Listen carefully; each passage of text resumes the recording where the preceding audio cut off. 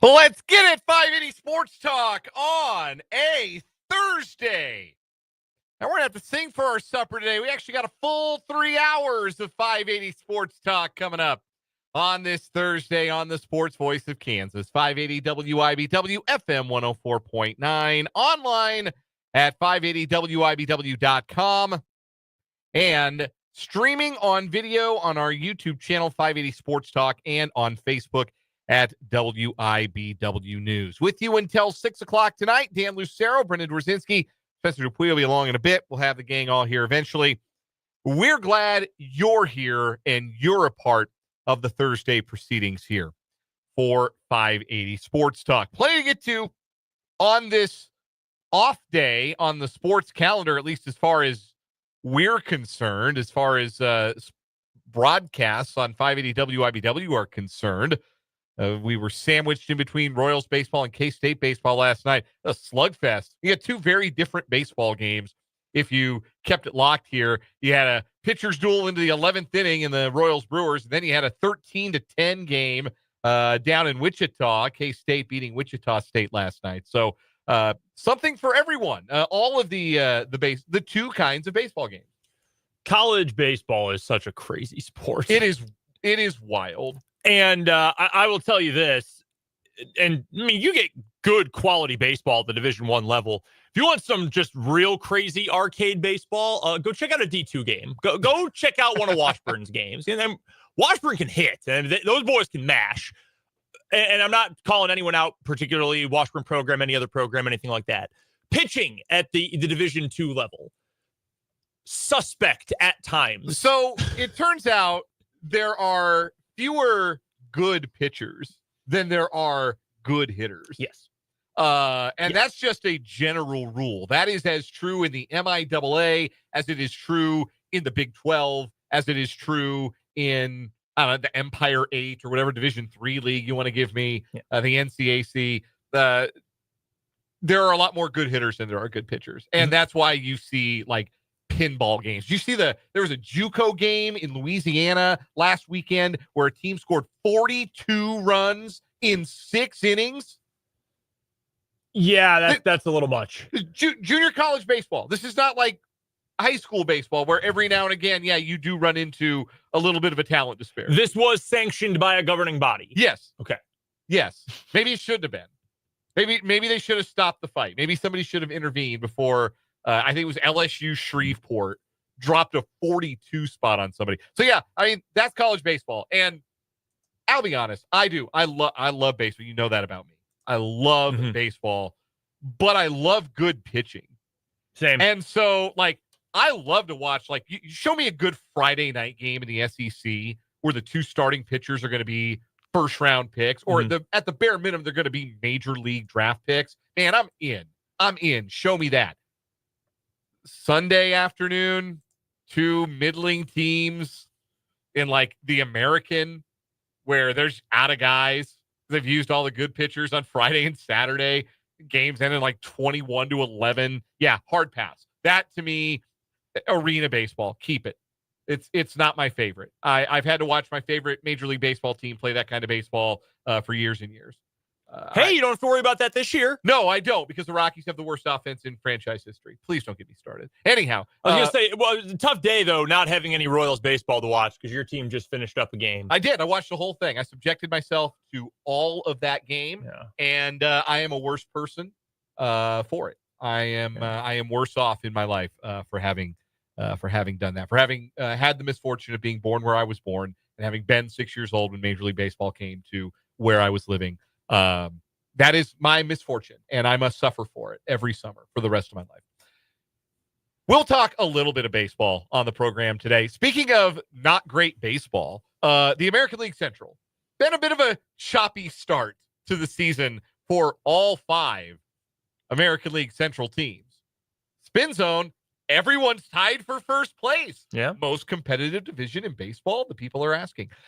Slow starts all the way around in the American League Central. We'll talk about the why of it and why, honestly, it was pretty predictable. It's the reason that teams have struggled and been slow out of the gate have been pretty predictable based on what we knew and maybe suspected about those teams coming into the season. We're going to talk some spring football. It's been going on in earnest in Lawrence for a while now, and it has opened up at Kansas State as well. We'll talk about what we believe are the more interesting spring football storylines to track, both with the Jayhawks as they try to return to bowl eligibility next year, and with the Wildcats who try to not just stay atop, but return to the very top of the Big 12. We'll talk a little K-State basketball. The upheaval has begun. Buddy Rich hit the transfer portal today. That is entirely expected. Also, the coaching staff departures have begun to be made official. The anticipation is that there will be multiple. One of them is official as of today. Ulrich Maligi leaving K-State for Texas. We'll talk about an adjustment that Jerome Tang should maybe look at making to his coaching staff that one of his fellow former Baylor assistants made to great effect this last offseason. We'll get into that later on in the program today. Also going to talk about Devin Neal and his draft stock. He got a nice little write-up in ESPN.com today. Ben Solak's all-film team. So Devin Neal's stocks are going up, and I thought it would be nice today to talk about a stock that was going up.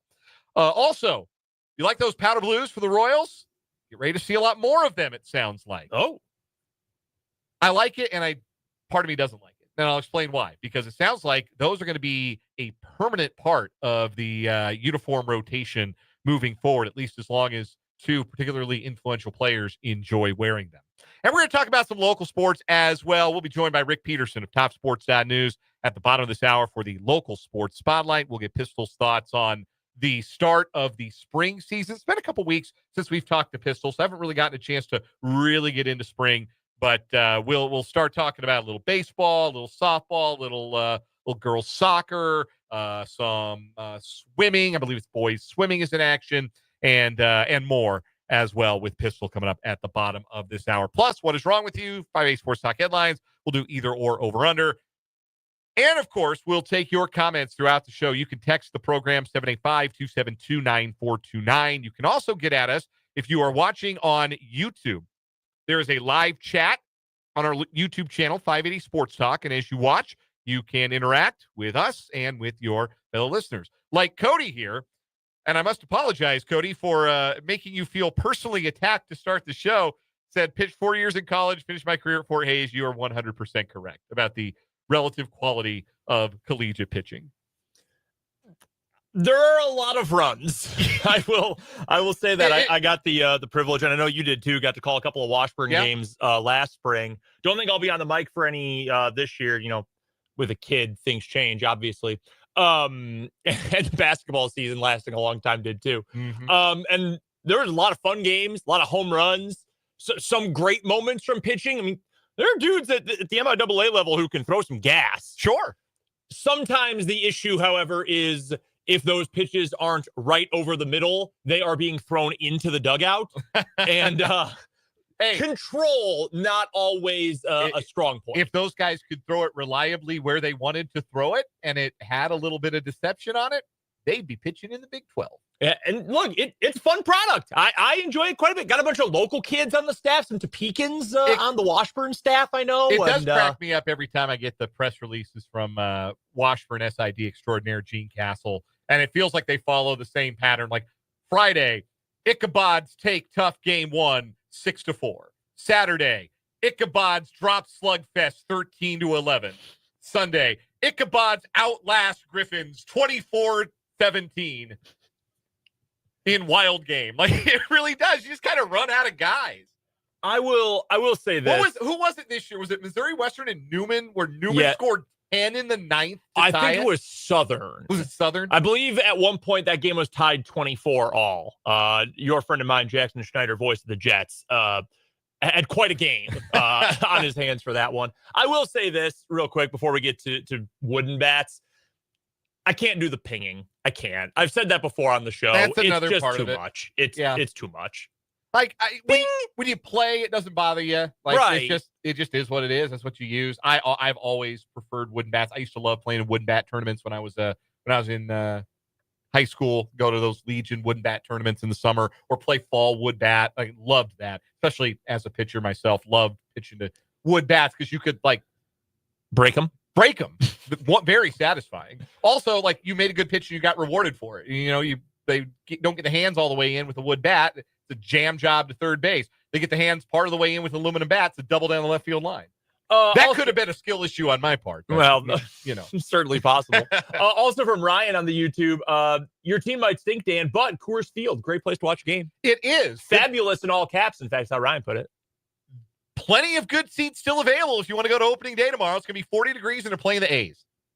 Yeah. Plenty of good seats. Hey, the A's are also bad. The A's are also bad. So there's that. They're going to shut out the Rockies on 4 hits tomorrow. Guaranteed. Anyhow. I don't know, man. I just watched 3 A's games in as many days. I don't know that they're capable of that.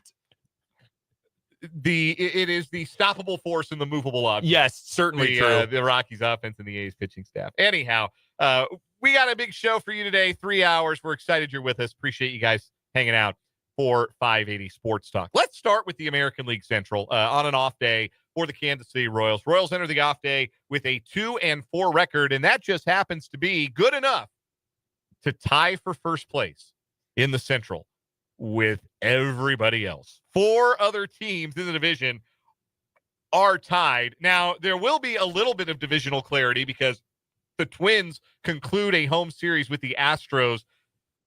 I believe that game is just underway.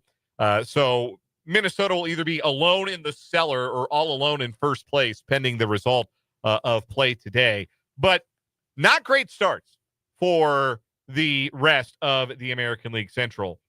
And when you look at why all of these teams have started at 2-4, it feels as though the things that you looked at their rosters at the beginning of the year and you thought, well, this could be a problem. This could be, like, if they don't get to where they want to go, this could be the reason why. Those things are sort of manifesting a little bit. Like, we can throw the White Sox out, even though they have, I think it's the second best starting pitching ERA in baseball through the first week of the season. By the way, do you know who's first? The best starting pitcher ERA, best ERA among their starting pitchers in all of Major League Baseball through 1 week. Among starting pitchers. Among starting pitchers. I believe the White Sox are second. They're second or third. I don't know. Number 1, the Colorado Rockies. Somehow that is first time ever that's been the case for any stretch of time. Somehow that's not a joke. But anyway, the White Sox have gotten some surprisingly good starting pitching, but like, we know what they are. They're hitting .214 as a team. We kind of know what they are. And then I think you can put Detroit in a bit of a different bucket too. Their 2-4 start is in large part a function of they had to play the Dodgers. And they didn't play poorly against the Dodgers. They just couldn't beat the Dodgers, which they're in good company. Nobody else has been able to either. So set them aside real fast. The Guardians are 2-4, and you look at the reason why they might be 2-4. Offensively, it looks very familiar. Jose Ramirez, Steven Kwan, really good. Everybody else, eh. And then on the mound, some of their relievers have been outstanding, but by and large, it's not been a great start to the season for their pitching staff. We thought it might regress. We thought the starting pitching staff might regress a little bit, that the bullpen certainly would after having one of the great relief seasons as a collective in the history of the game last year. And so far, through 6 games, the Guardians have a team ERA in the mid-4s and a fielding independent pitching number to match, and they're only striking out as a staff 5.5 guys per 9 innings. Now, that dog won't hunt, and I expect that is small sample size theater, that number in particular. But again, can the Guardians withstand regression in their bullpen in particular? Because that was what made them great last year. That was what they hung their hat on. If those guys are a little closer to ordinary, does that mean the Guardians are going to be a little closer to ordinary? That's the big question. So far, it's an unsatisfying answer in Cleveland. As for Minnesota, their issue early on is kind of the same as what the Royals' issue has been. It's not been enough offense, though it is a good bit that the one guy they spent any money on in the offseason was Harrison Bader, and he's floating their offense right now with a OPS over 1,100 and 3 of the team's 5 home runs entering today's action. But the other thing, the thing that the Twins have in common with the Royals so far through their first 6 games is that the guys that you need to be good haven't been good. For the Twins, that's Carlos Correa, who has started the year in a 2 for 21. Byron Buxton's batting 190. Those guys are going to have to be the stars on offense, and so far they have been anything but. The Royals have had the same issue through their first 6 games. They've scored just 23 runs, and they're hitting just .213 as a team, and it's large part because their big guns haven't gotten going yet. Salvador Perez hitting .208 with 1 extra base hit. Vinny Pasquantino's got 3 extra base hits, but he's hitting .167. And Bobby Witt Jr. has been a little closer to average than MVP caliber. He's still looking for his first home run, batting just .240 and OPS below .650. Again, that was the preseason concern about this Royals team. Are they going to get enough offense outside their big guns? So far, not so good.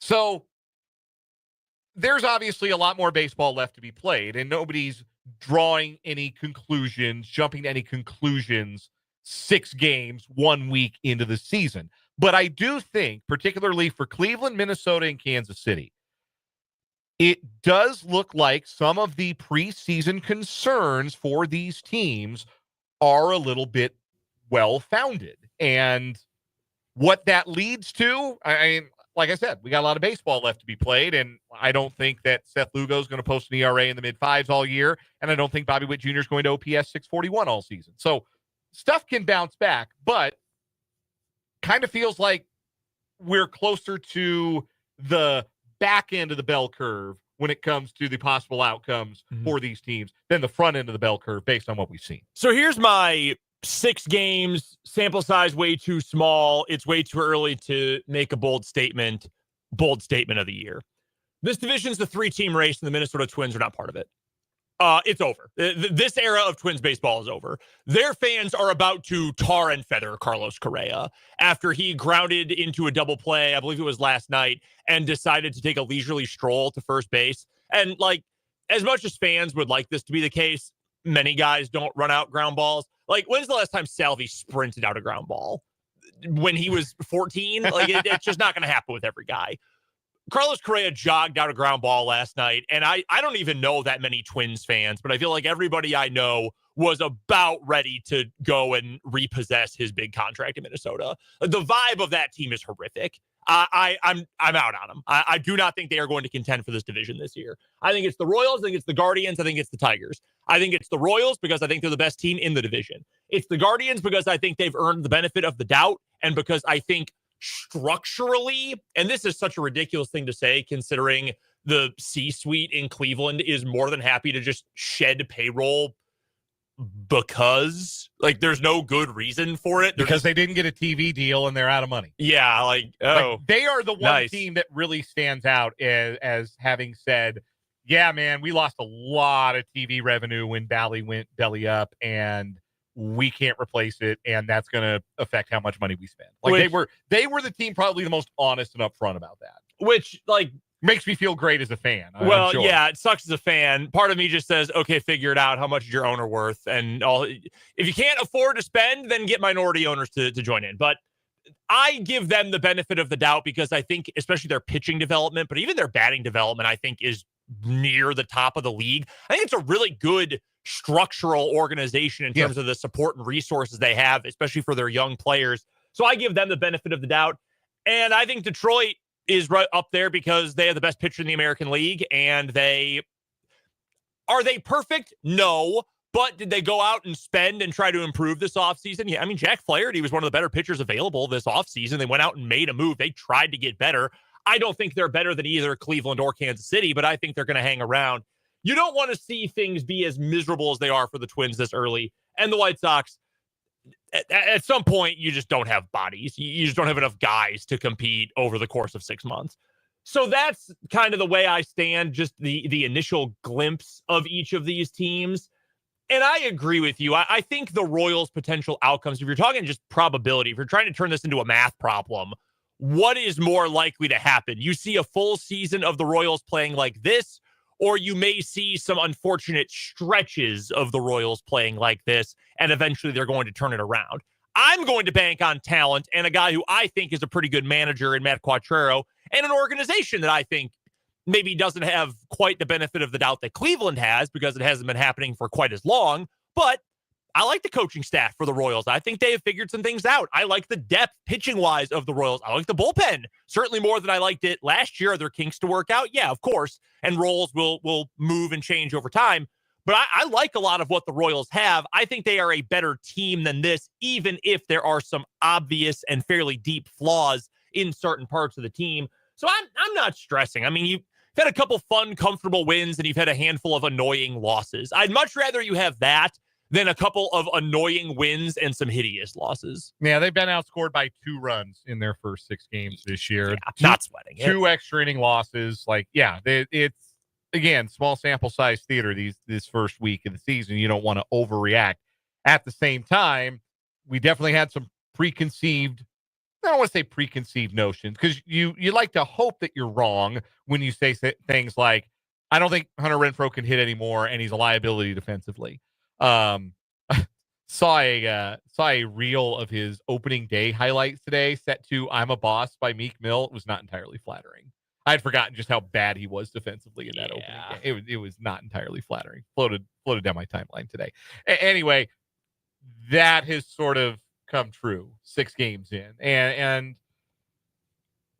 like there's an old saying. Clint Hurl used to manage the Rockies and the Pirates, longtime baseball guy, obviously former Royal, used to have a saying that the back of the baseball card doesn't lie.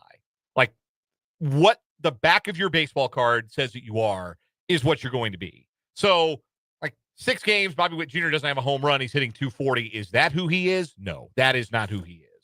Is this who Hunter Renfroe, MJ Melendez, Kyle Isbell are? That might be a little closer to an uncomfortable truth.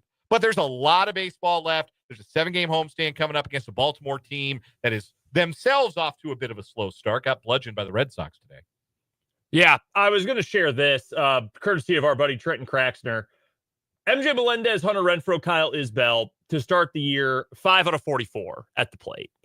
Batting average is not everything. That being said, those guys don't draw walks either.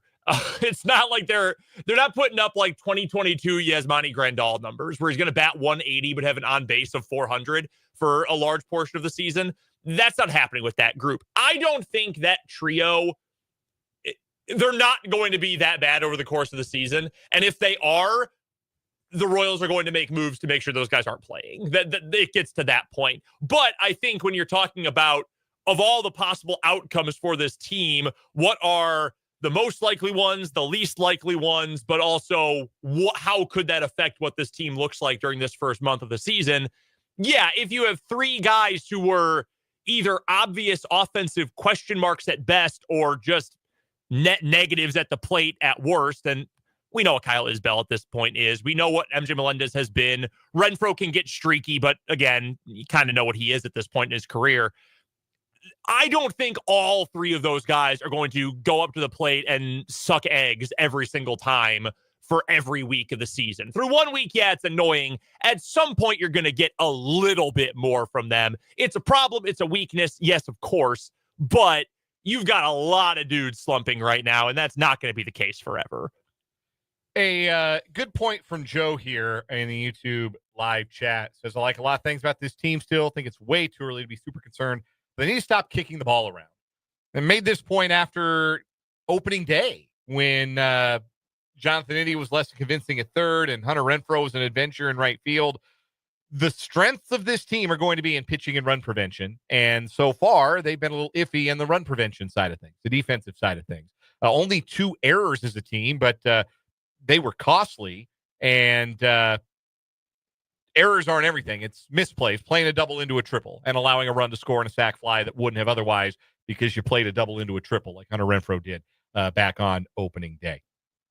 We'll take a quick timeout here on 580 Sports Talk. Rick Peterson's going to join us in just a little bit for the local sports spotlight. We've got a lot of spring football to talk about, KU and K-State. We're going to talk some football, some NFL draft coming up in the 5 o'clock hour. We got headlines. We got What Is Wrong With You. It's a jam-packed show, but we'll play a little either or over-under when we come back as we're just getting started on this Thursday on 580 Sports Talk.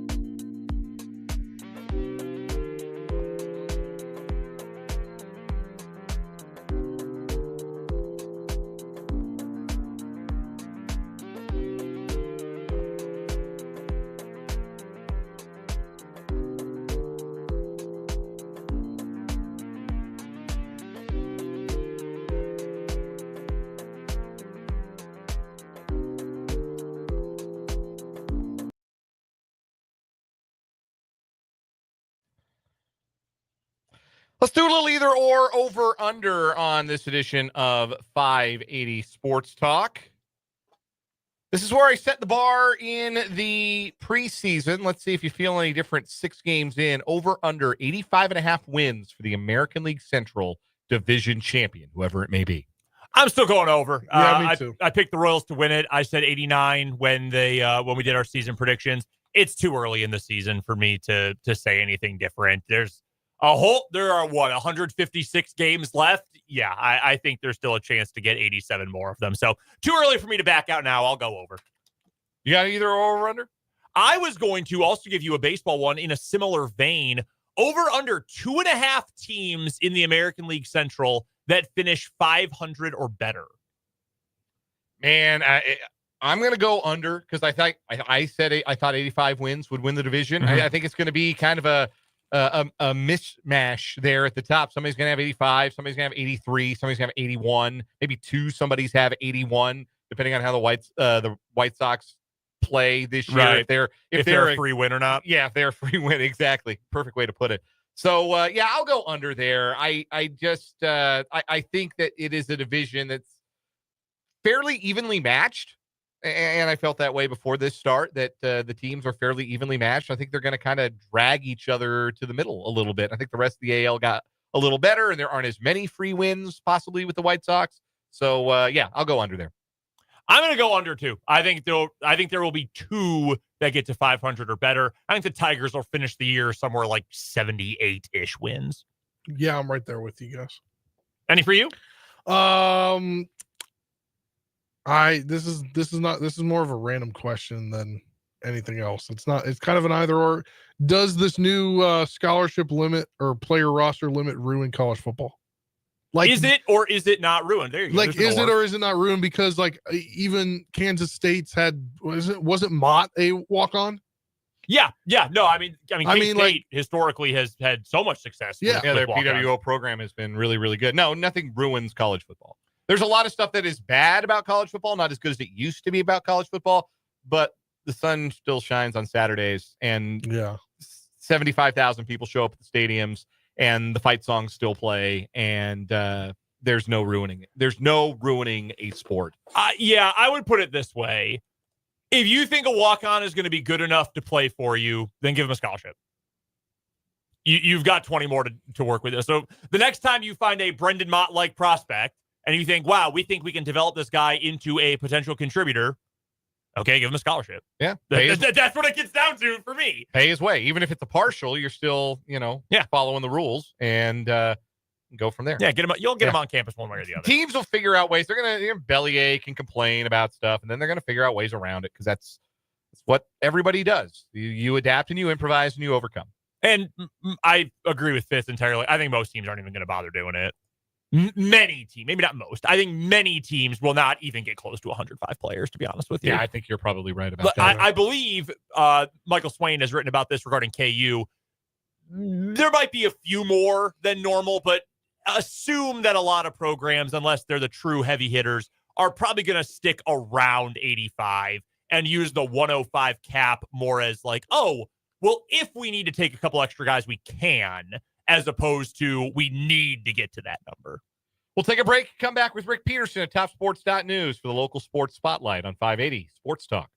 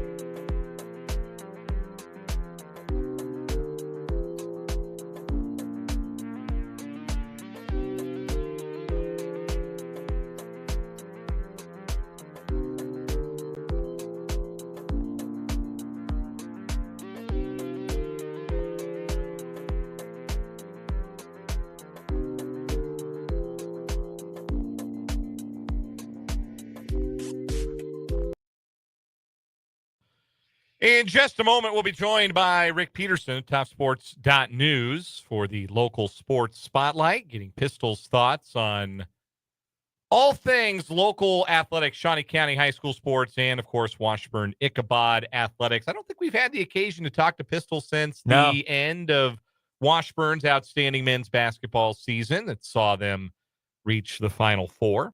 Yeah, we'll get Pistol's thoughts on that. No, he was listening along to the radio call of that one.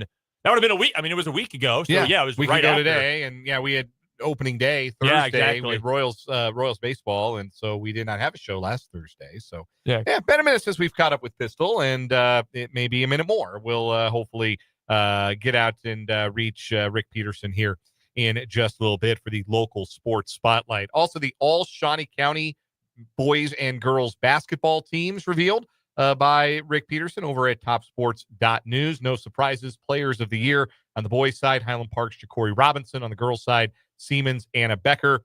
Yep.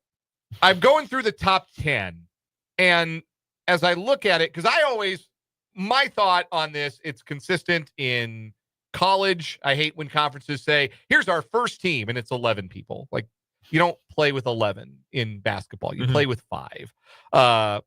And so I look at Pistol's top 10, and I kind of come up with mine, and I don't publish one anymore because you just don't get to see as much, especially with Shawnee County. Like, I just don't get to see, I didn't get to see Rossville this year. I didn't get to see everybody as much as I wish I could. I can't be everywhere at once. So you have the inherent bias towards the teams that I get to see more often, and that's not entirely fair to the teams that I don't get to see as often. So, but I'm looking at the top 10, and I'm thinking, man, 10 might have been the way to go this year because it's awful tough to narrow it to 5. We will get Rick Peterson's thoughts as he joins us now on the Fleming Place Wine and Spirits hotline. I was just saying, Pistol, that going with an all Shawnee County top 10 instead of a first 5 and a second 5, that might have been, that I think is the way to go because, boy, this year, especially I thought on the girls' side, it was really hard to say these 5 were better than the next 5. Yeah, I think going to top 10 is the way to go. Well, and I started doing that probably a couple years ago or 3 years ago because of that very thing that I frankly didn't have the guts to try to cut it down to 5. I thought I'm still already going to make some people mad. Let's see if we can make just a few less mad. So, did you feel like it was even hard? Because I thought on the boys' side it was hard to get down to 10 this year. You know, the list I had, and I mentioned that again. I have the bias towards the teams I get to see more often. It's not on purpose. It's just the nature of what I do, similar to the nature of what you do, Pistol, that we can't be everywhere at once. But, boy, there were a lot of really good boys players in the city this year, and it was hard to get it down to just 10. You know, the school, I'll tell you, the school I had the most trouble with, and I didn't know what to do with them, because it was Topeka West, because they had so many players that in my mind were very even. You know, some nights it'd be Jalen Foy that led the way. Some nights it'd be Kamani Paul. Some nights Kamani Ford. Some nights Malika Duncan. You know, just on and on and on. So that was a hard team for me to decide where to put them. Yeah, that was a really, really deep one. Like particularly, I thought this year. The players of the year, though, I thought those were relatively easy decisions. Ja'Cory Robinson on the boys' side, Anna Becker on the girls' side. 2 outstanding players. 2 of the best we've seen around here, certainly in my time covering high school sports in the capital city. Well, and both of those were repeats. So you know.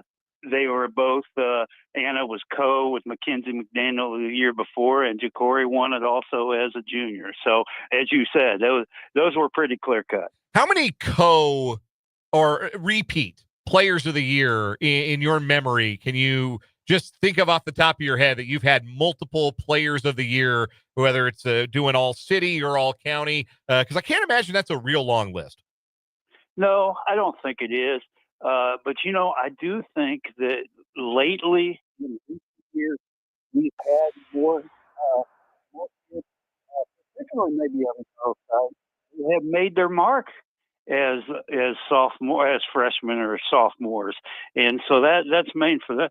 You know, I don't know, she hasn't been a player of the year yet because Anna's been ahead of her. But Maddie Graggs, a 3-time all-county first teamer, and that's in some years that would have been rare. There's some really good players. I mean, Shy Rayton's already a 2-timer, I think, and she's just a sophomore. So they're making their mark earlier, I believe. Yeah, Maddie Vickery, 2-time first teamer as a sophomore as well, right, on the girls' side. So yeah, and I gotta believe that has to do a little bit with, and I don't know that these athletes are specializing. In fact, I know for a fact some of them are not. Shy Rayton's an outstanding track athlete. Some of these other girls have played other sports. Anna Becker's played soccer. So it's not just like specializing, but I think they play a lot more basketball, competitive basketball, before they get to the high school level, the AAU circuit being what it is. And it does, I think, give players a chance where they're not overawed by good competition or important games because they're getting them all summer through their AAU or their travel teams. I agree, and there are more playing. There's some that play other sports even during the winter while they're playing basketball. They're still doing the club volleyball and some things like that. So yeah, they are, and it is showing. Rick Peterson is our guest. He covers all things local sports, both high school and Washburn University. For TopSports.news, your number one source for all things local sports. He joins us every Thursday at this time for the local sports spotlight here on 580 Sports Talk. Wanted to flip from the high school ranks to a little Washburn basketball here, Pistol. Since the last time we spoke with you, Washburn made a trip to the Division II Elite Eight, won a game over Lenore-Rhine, pretty impressive win in the national quarterfinals before falling to eventual national champion Nova Southeastern in the Final Four. I know you were listening along to the game on Thursday and have seen some clips of it since. Did it feel to you like that game was just an example of a really good team in Nova had a great game and a really good team in Washburn just had an off game?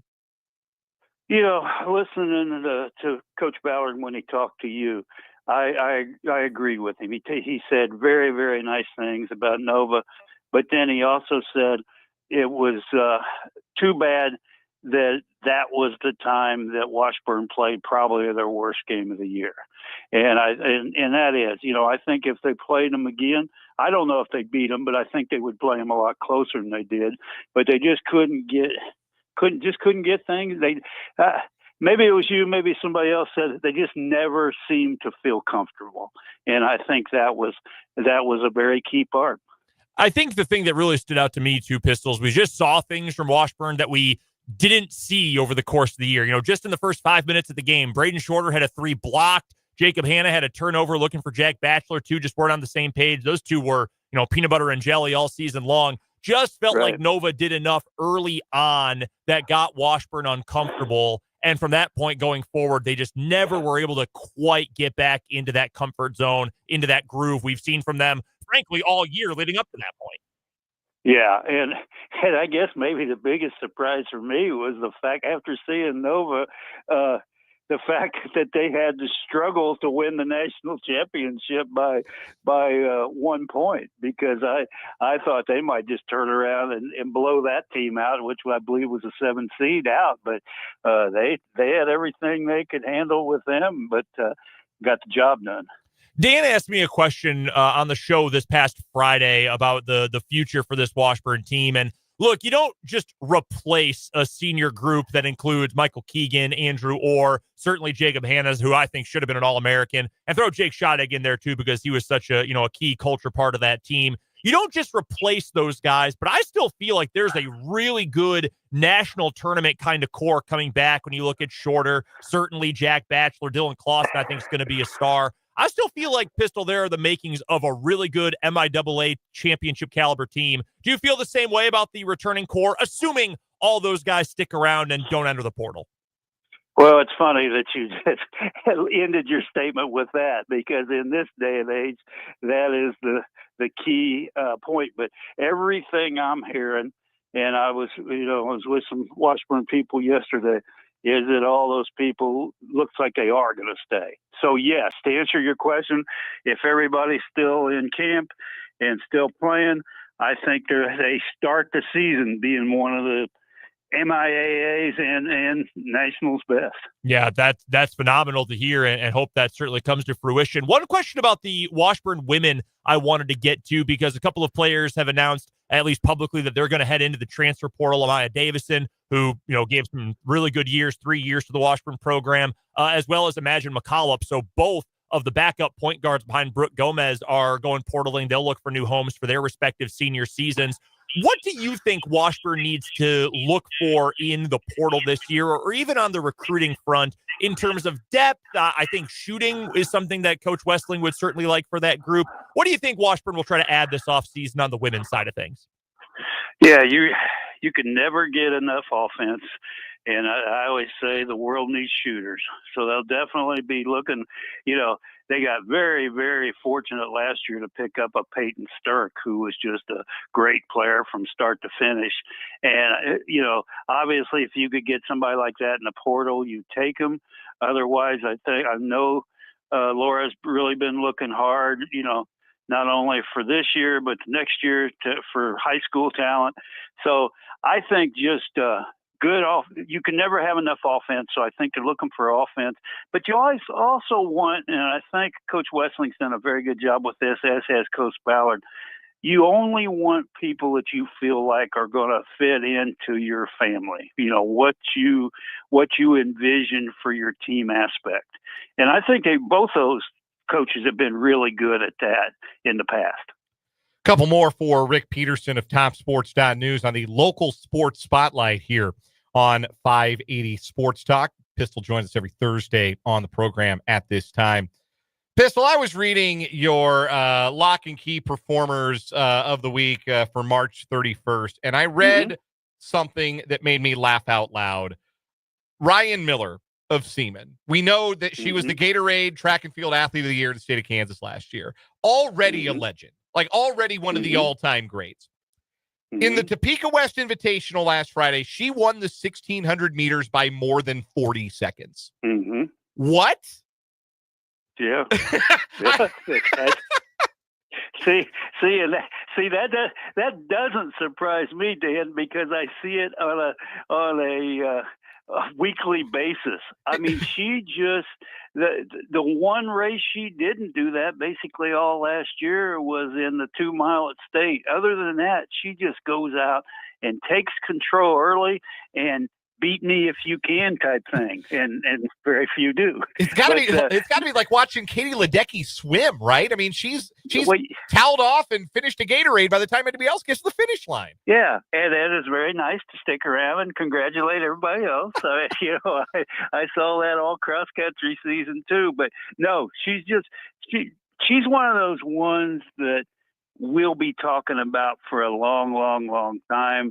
And we've been fortunate enough to see several of those type athletes in Topeka, in Shawnee County. But yeah, no, I kind of laughed when I put that in there, because it was like 17 seconds in the 800 and then came back and led them to like a 7-second victory in the 4x4. So she's just, assuming Siemens doesn't have a soccer game today, I think I'll see her again today here in a few minutes, and she'll probably do something very similar. She is outstanding. There are a lot of great athletes in the area for these spring sports, and we'll be catching up with all of them through the prism of Pistol. Rick Peterson of TopSports.news joining us every Thursday for the local sports spotlight. Pistol, it's always a pleasure. We'll do it again next week.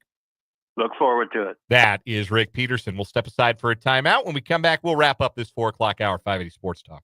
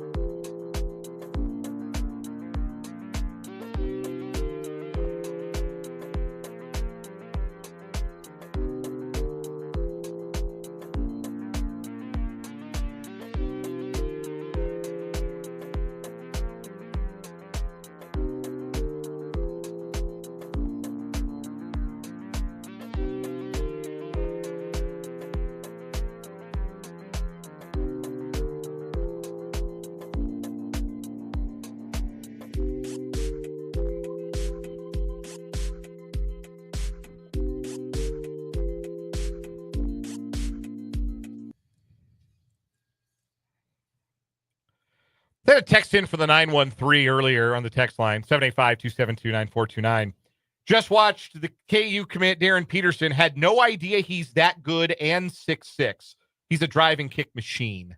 He played in, what was it, some tournament. It was on ESPN. Was it the Chipotle Nationals? Yeah, I think so. Yes, that's what it is. Yeah. He had 28 points, 12 rebounds, 8 assists today. And got an insanely raw whistle. He's a superstar, folks. Give him the superstar whistle. Come on. He also just played in the McDonald's All-American game the other night. Yeah. And was a co-MVP. I'm telling you guys, Bill Self might not be lying about that. We've heard things from Bill Self in recent year, his comments about Bobby Pettiford or DeJuan Harris or various guys in recent years. I think he might be right that this is the best player he's ever recruited. This kid is insane. And if you got to watch him, it was on ESPN too. If you got to watch him today, like our 913 texter did, you are also finding out he is insane. I don't know what the roster is going to look like next year. They're building around this dude because as long as he's out there, this team can win it all. Yeah, he does appear that he could be that kind of one and done, the kind that you build around like a Cooper Flagg with Duke this year that Duke built around a great effect. Coming up at the 4 o'clock hour, we're talking spring college football. What is wrong with you and more next.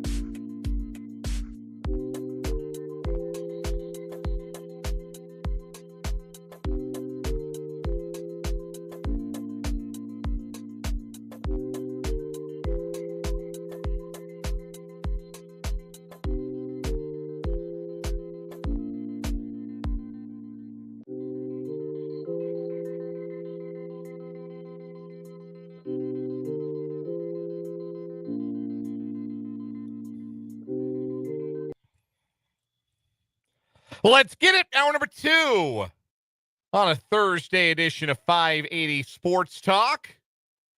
Dan, Brendan, Spencer with you. So glad you're along for the ride on the Sports Voice of Kansas, 580 WIBW, FM 104.9, online, worldwide, 580WIBW.com, and streaming on video. You can watch us say these words on our YouTube channel, 580 Sports Talk. You can also catch us on Facebook, WIBW News. However you are consuming the program today, we thank you very much for doing so.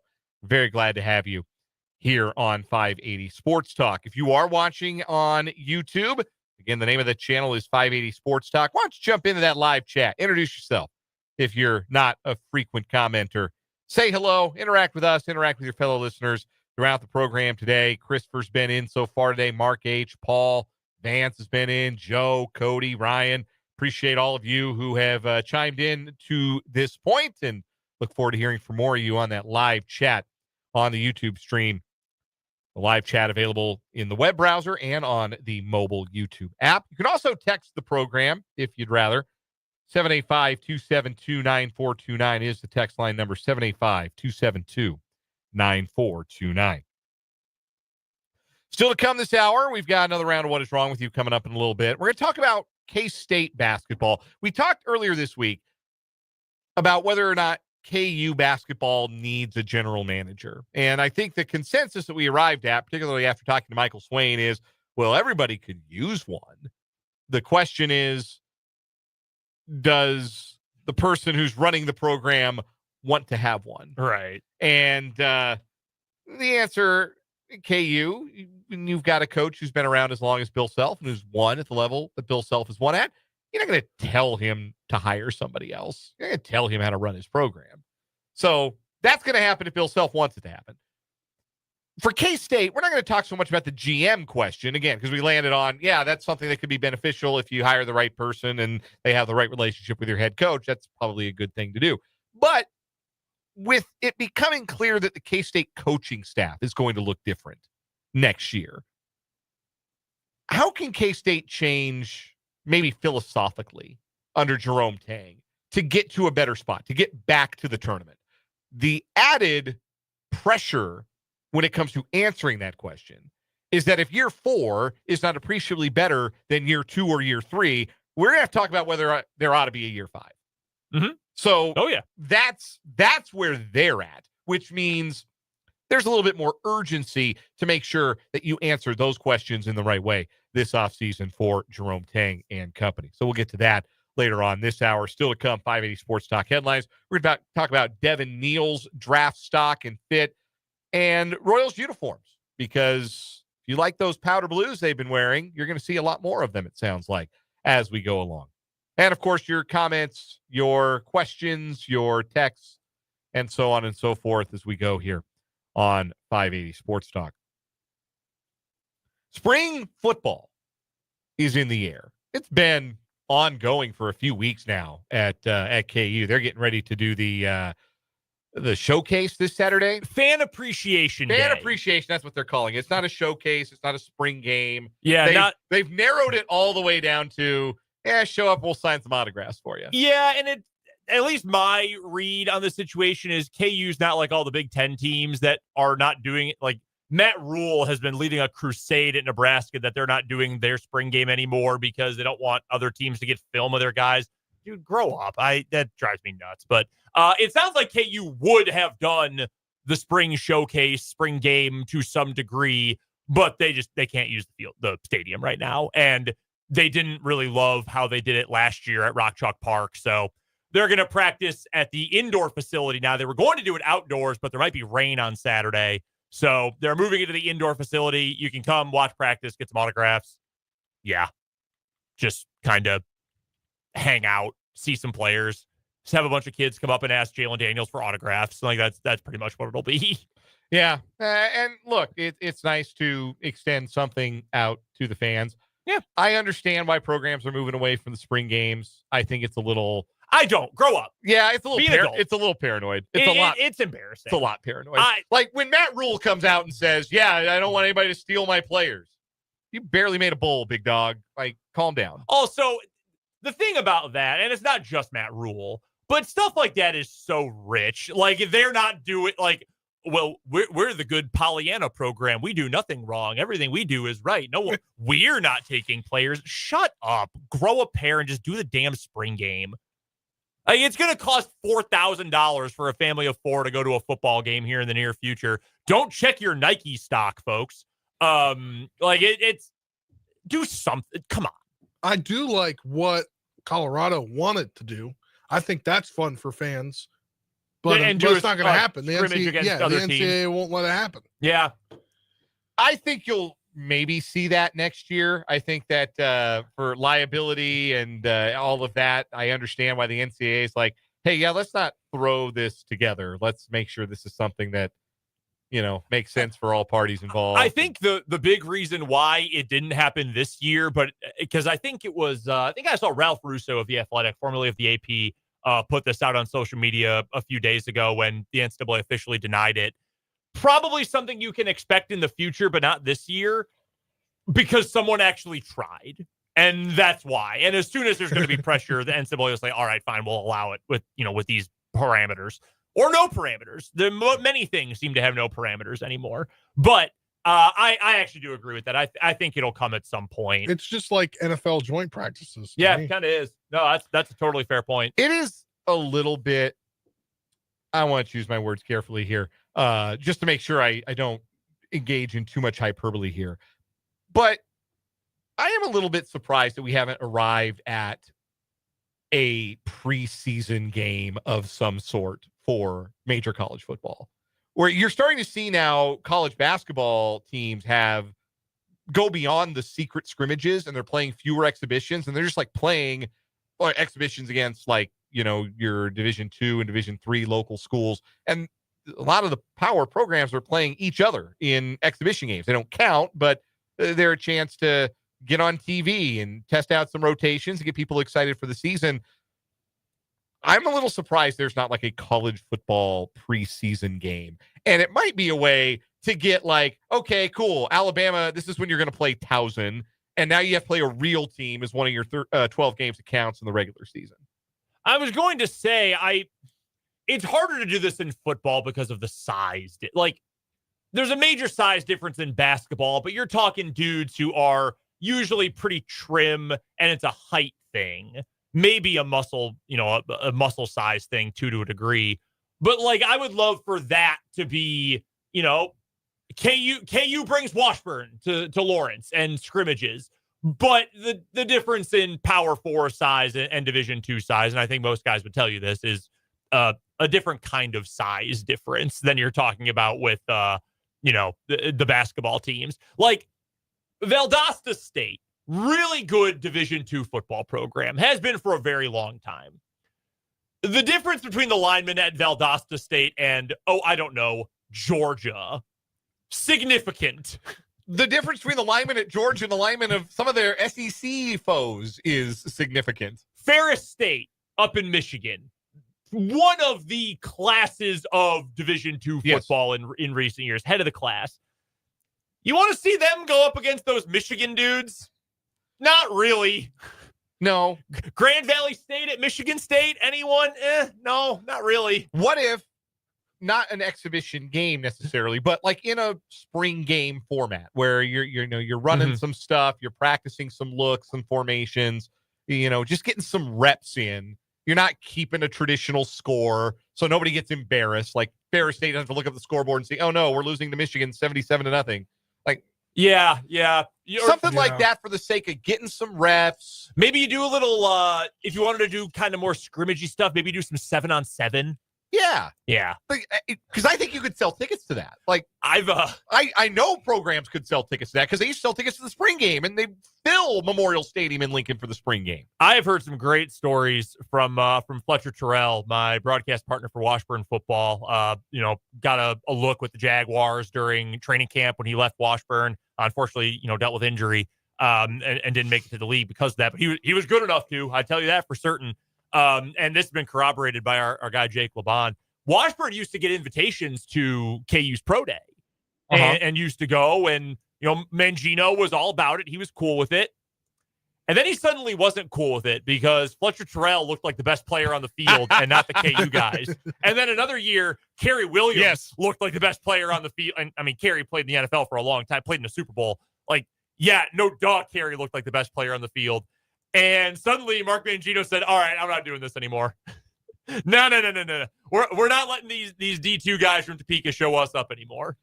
I miss the spring games. I do. I do too. I miss the spring games. I think that not just from they were great sports talk content perspective. Like I remember going to one. I went to the Colorado spring game in like 1998, and it was a cool thing to go to as a kid, get a bunch of autographs after the game. Just a way for the fans to connect to the program a little bit and see some guys and get excited for the upcoming season. And all this cloak and dagger stuff, it just I don't like it. I don't particularly care for it. So yes, absolutely. I am of the mind that programs that not only want to make something like that part of their spring, but maybe reimagine it in a way that could be beneficial for their program, like Deion Sanders and Fran Brown at CU and Syracuse, respectively. Like, yeah, all for it. Good for them.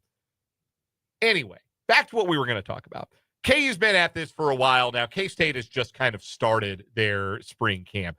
So I want to talk about what is maybe most interesting, what is going to be most interesting to follow through the spring. And for KU, it's what has been most interesting to follow through the spring. One thing that was extremely interesting to note about some recent practice sessions, Michael Swain, our guy, writing this up over at fog.net, Jalen Daniels is back on the field.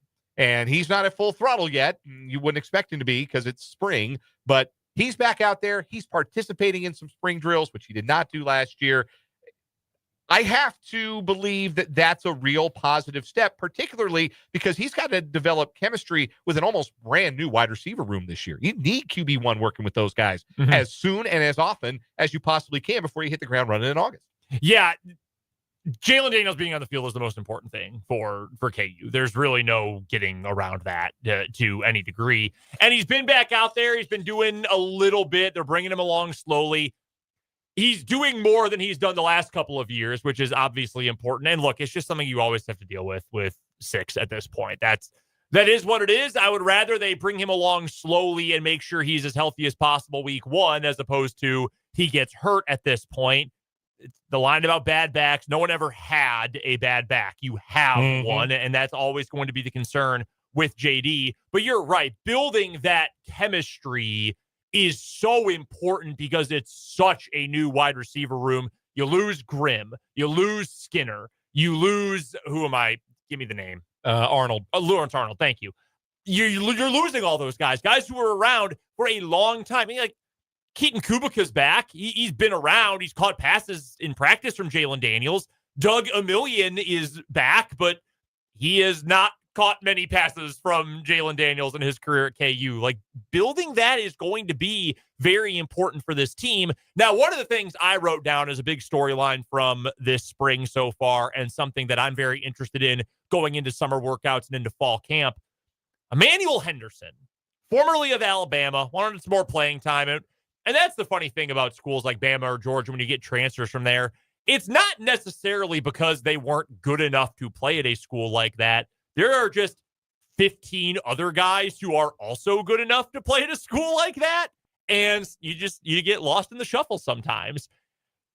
Emmanuel Henderson, based on the writing of our guy, Michael Swain, like you mentioned, and just people who have been able to go and see KU practice a little bit so far this spring, think that dude is different. Some guys just move differently, and Emmanuel Henderson is one of those guys. And it's hard to build chemistry between a veteran quarterback who played with Luke Grimm for forever, who played with Lawrence Arnold and Quentin Skinner for forever. Those guys, they could speak their own language. It's different even with a talented veteran, smart quarterback like Daniels and a guy who's brand new to the system, brand new to the team, brand new to the town, all of that in Emmanuel Henderson.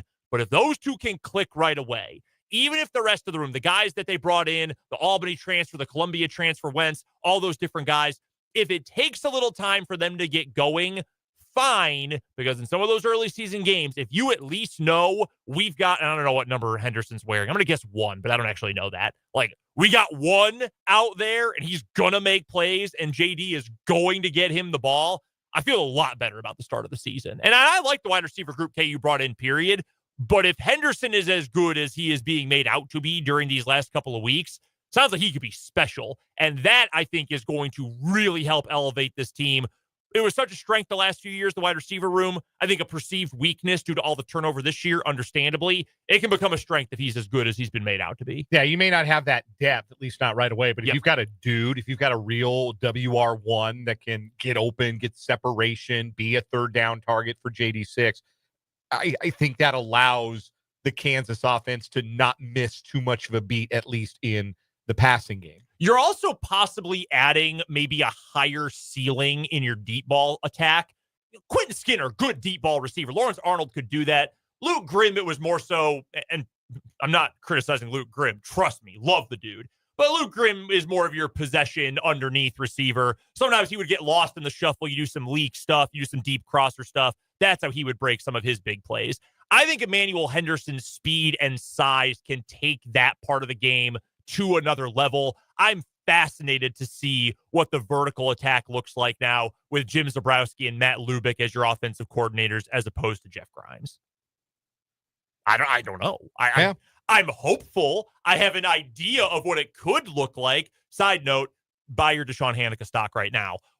But we don't know until we actually see it on the field. As far as K-State goes, we're still really early days when it comes to K-State's spring practice. But one thing that Chris Kleiman talked about, Avery Johnson talked about, and something that they've promoted kind of on their social media as well, is getting more athletic, getting faster, getting bigger.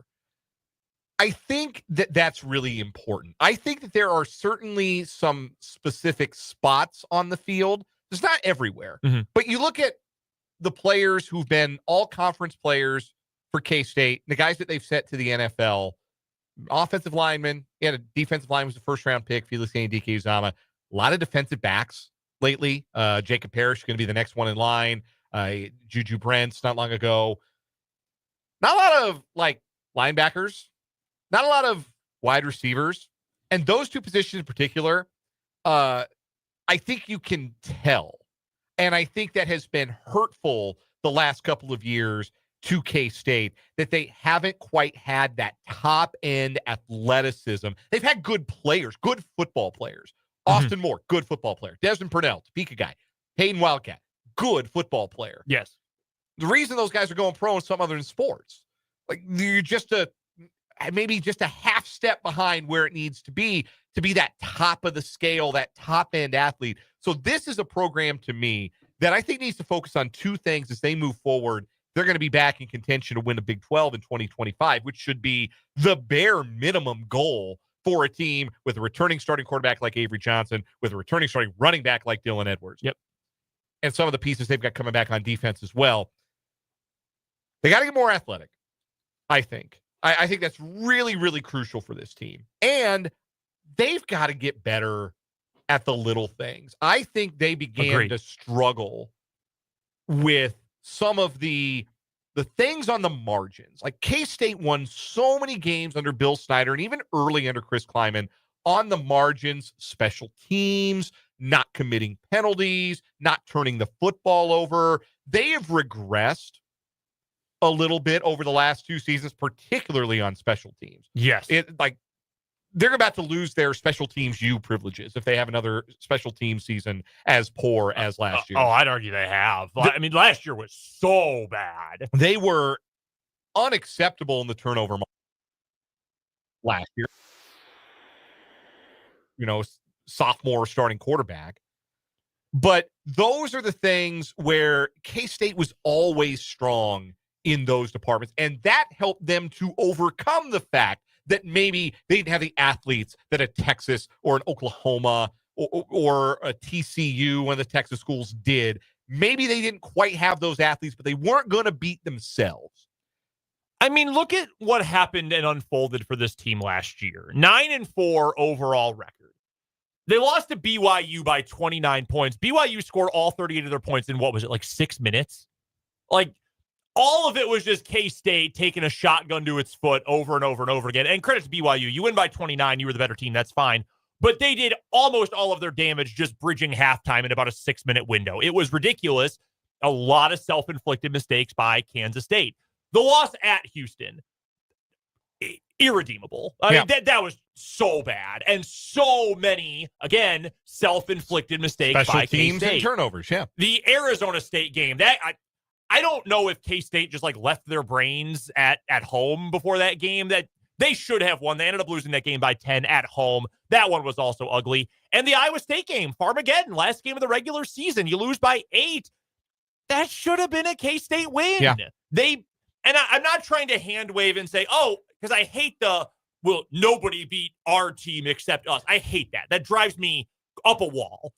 But I do think there is some kernel of truth to that with Kansas State last year. At least one, I would argue Houston and Iowa State certainly turn the other way if K-State just plays up to that special teams they're just going to beat you with their football IQ kind of mantra that we always associate them with. They've got to tighten up the margins a little bit. Agreed. Get a little better on the margins and clean up some of those mental lapses, some of those physical lapses that have not been hallmarks of K-State football for a very, very long time. And we've started to see those creep back a little bit these last couple of years. So a little bit more attention to detail, because now they are starting to recruit the kinds of athletes that should help them. They're on the higher end of the athleticism, the star quality, if you will, in the conference now.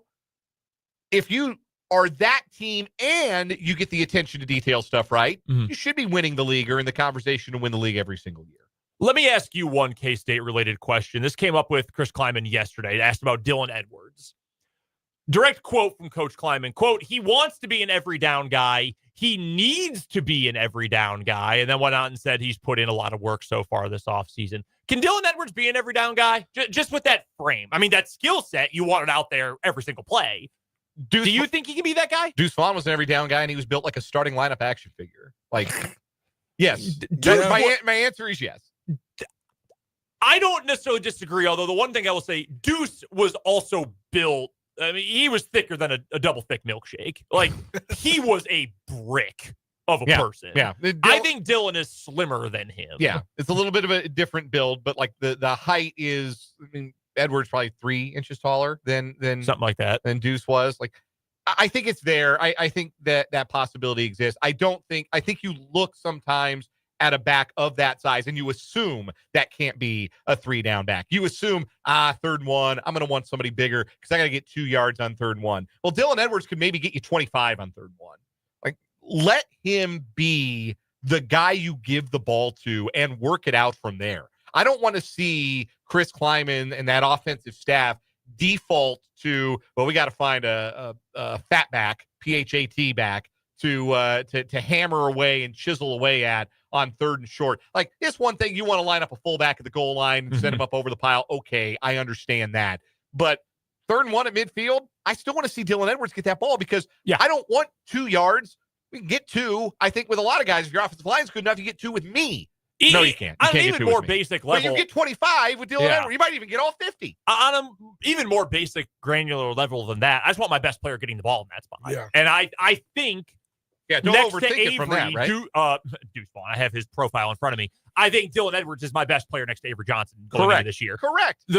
Real quick, the size comparison, Deuce Vaughn, 3 inches shorter, 10 pounds heavier. And when you're talking about dudes who are 5'6" and 5'9", 10 pounds is actually a lot. Yeah, no, it is. It is. And we'll get a look at Dylan as spring practice goes along. And I would expect he's probably you don't want to bulk him up too much. But I wouldn't hate him putting on a few pounds. No. And just adding a little bit of size. No, I don't need him to get up to like 220, but the size will help with his durability. Yes. And durability is what will keep you on the field. Yep. And then if he's healthy enough to be out there, this is one that you just, don't overthink it. Just give the ball. They never overthought it with Deuce Vaughn, right? They said, well, he's our best guy. We just give him the football. And 3rd and short, Deuce. 2nd and whatever, Deuce. We just give it to our best guy. And I think they'll get there. They have the ability to get there with Dylan Edwards too. And that's an exciting thought because, like I said, 3rd and 1, he can get you, give him an inch, he'll take the rest of the field. He is that kind of talented when he gets into the open field. We'll take a timeout here on 580 Sports Talk. We're going to talk a little K-State basketball later on this hour. But first, after this timeout, it's a round of What Is Wrong With You on 580 Sports Talk.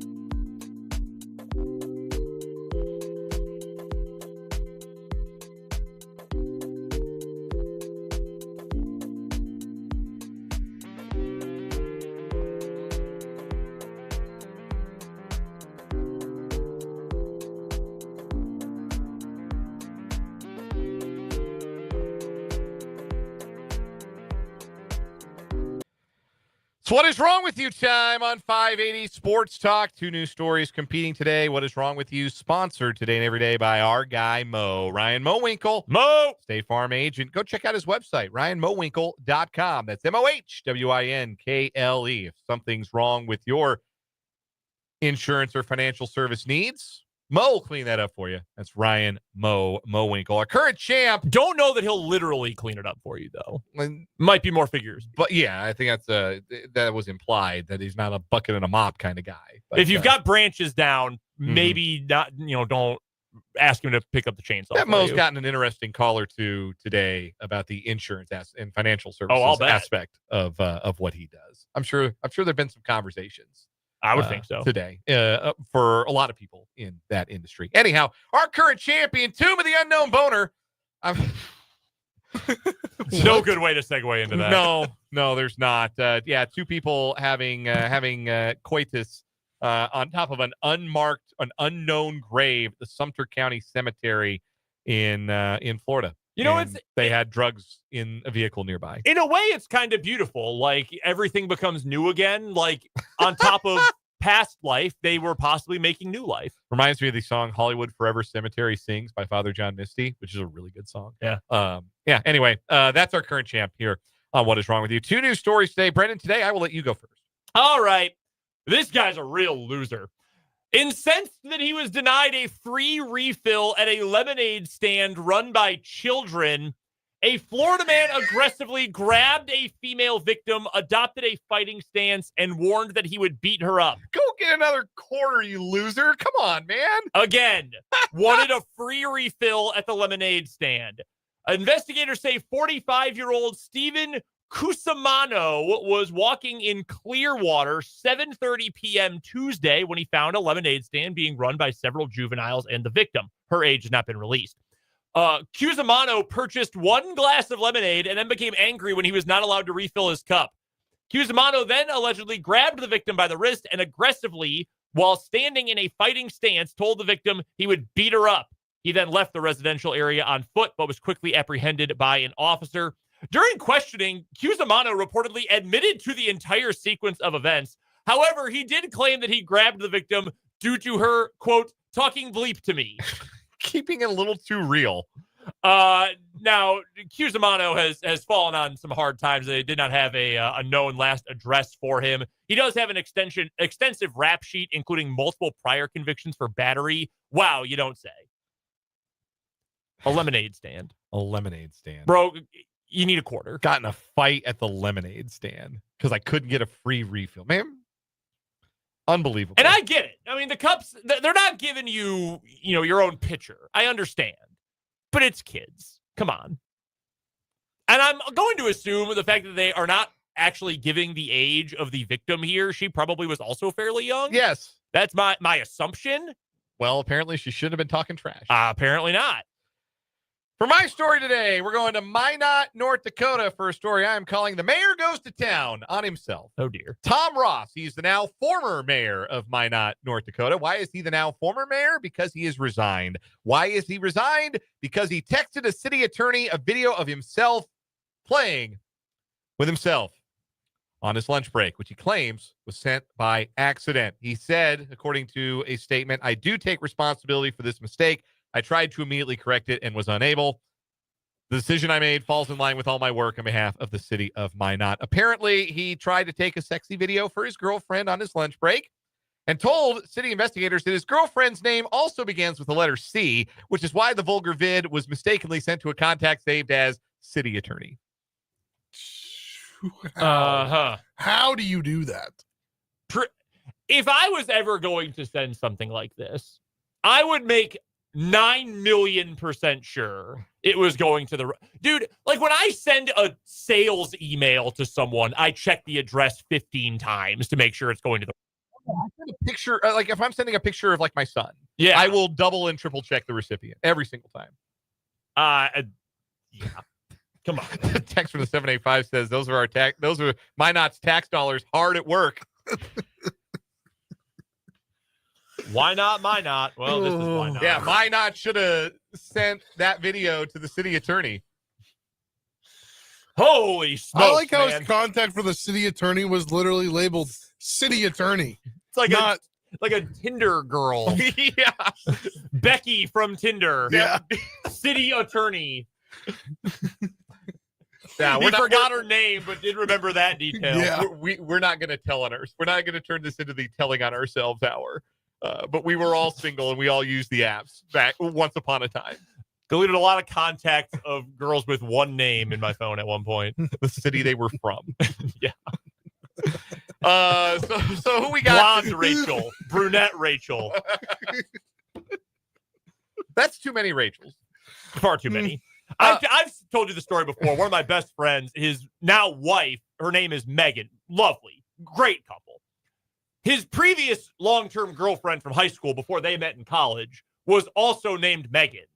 And for a while, he would differentiate stories about the two by calling them Old Meg and New Meg. And I said, buddy, you are going to screw this up at some point because I know you. And you're going to call your current girlfriend Old Meg. And one way or the other, it's going to end badly for you. You have to stop. Yeah. So, yeah, you got to be careful with the name. Trevor has dubbed this an all-time What Is Wrong With You matchup. So who's it going to be? This is a good one. Guy who tried to beat up a little girl at the lemonade stand for not giving a refill, or the mayor who was having a little fun with himself at work and sent it to the city attorney on accident instead of his girlfriend? I don't know. I'm going to give a home field bias pick to my story. He tried to beat up kids over lemonade.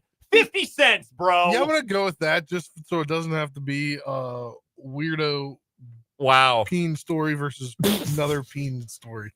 Well, the lead sentence in the New York Post write-up on the story is Major His Boner. Jeez Louise. Yeah, that is a great day. A great week. Yeah. Because our reigning champion is a doozy too. Yeah, it really is. Keep it in your pants, man. Wait till you get home. in a graveyard on top of an unmarked grave. Yeah, That's it's one thing like, oh, they're under the maple tree in the corner of the graveyard. No, man, they just said, oh, this one looks good. Yeah. Oh, no name. It's fine. They won't care. Paul called this one R.I. Penis yesterday on the YouTube comments, and I haven't been able to stop thinking about it. Oh, dear. That, oh, Lord. That's going to be our winner on What Is Wrong With You. Sponsored by our buddy Mo. Ryan Mo Winkle to protect you against life's. You thought I was going to say a different word. Give Mo a call. RyanMoWinkle.com is the website. Mo Winkle Insurance and Financial Services. We'll come back. We will blessedly talk some sports on the other side of this time. Out on 580 Sports Talk.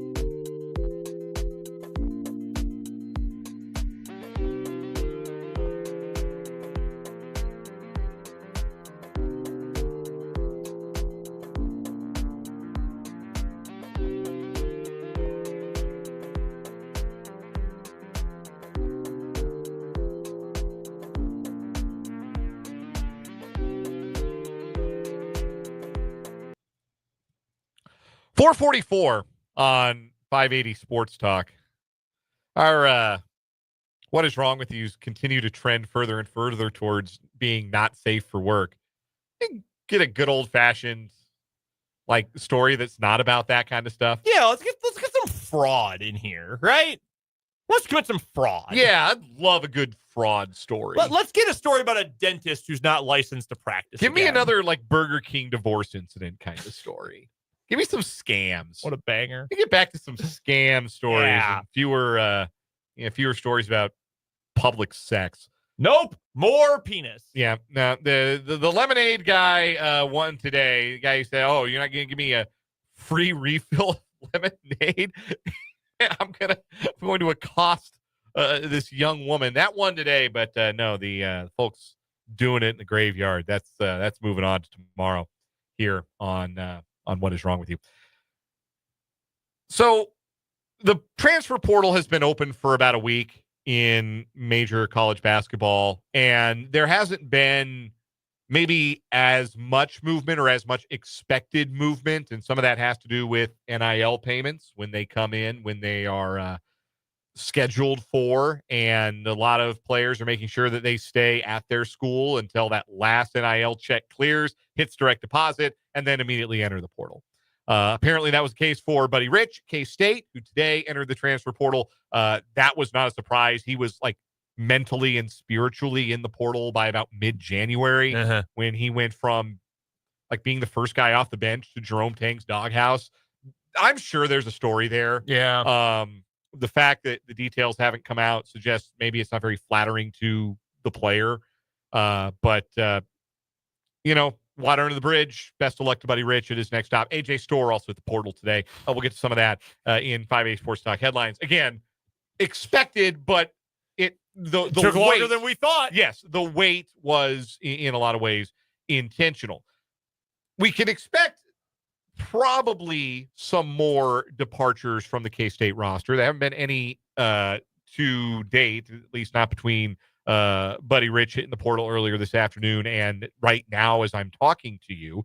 But there is the anticipation that there will be some defections from the coaching staff. And one of those happened or was announced earlier today. Ulrich Maligi, who'd been a part of Jerome Tang's staff since the very beginning at K-State, is leaving Manhattan, and he'll take a position on Sean Miller's staff at Texas. There are expected to be some other dominoes that fall. I think Fitz mentioned Rodney Perry yesterday as a name to watch in that regard. But I think we can agree that the K-State coaching staff could use a bit of a shakeup. I think there's still a lot of belief in Jerome Tang, the leader, Jerome Tang, the face of the program. I think a lot of people are rooting for him, want to see him succeed, want to get behind him because that first year was so special and meant so much.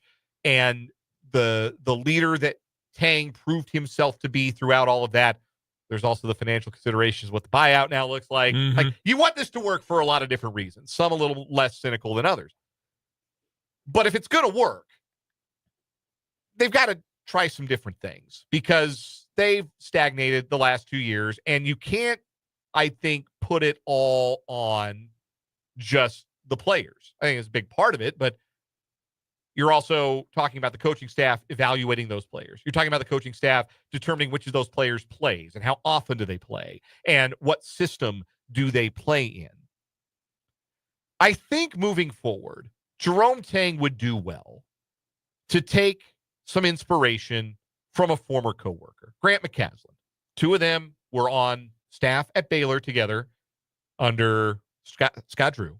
Grant McCaslin was the head coach at North Texas. Remember, there were some rumors he was going to be the guy at K-State when they hired Jerome Tang, because North Texas, I think, had come off of it made the tournament, I think. And then the year after, which was Tang's first year in Manhattan, North Texas won the NIT. Yes. And Tyler Perry was Tyler Perry. Yeah.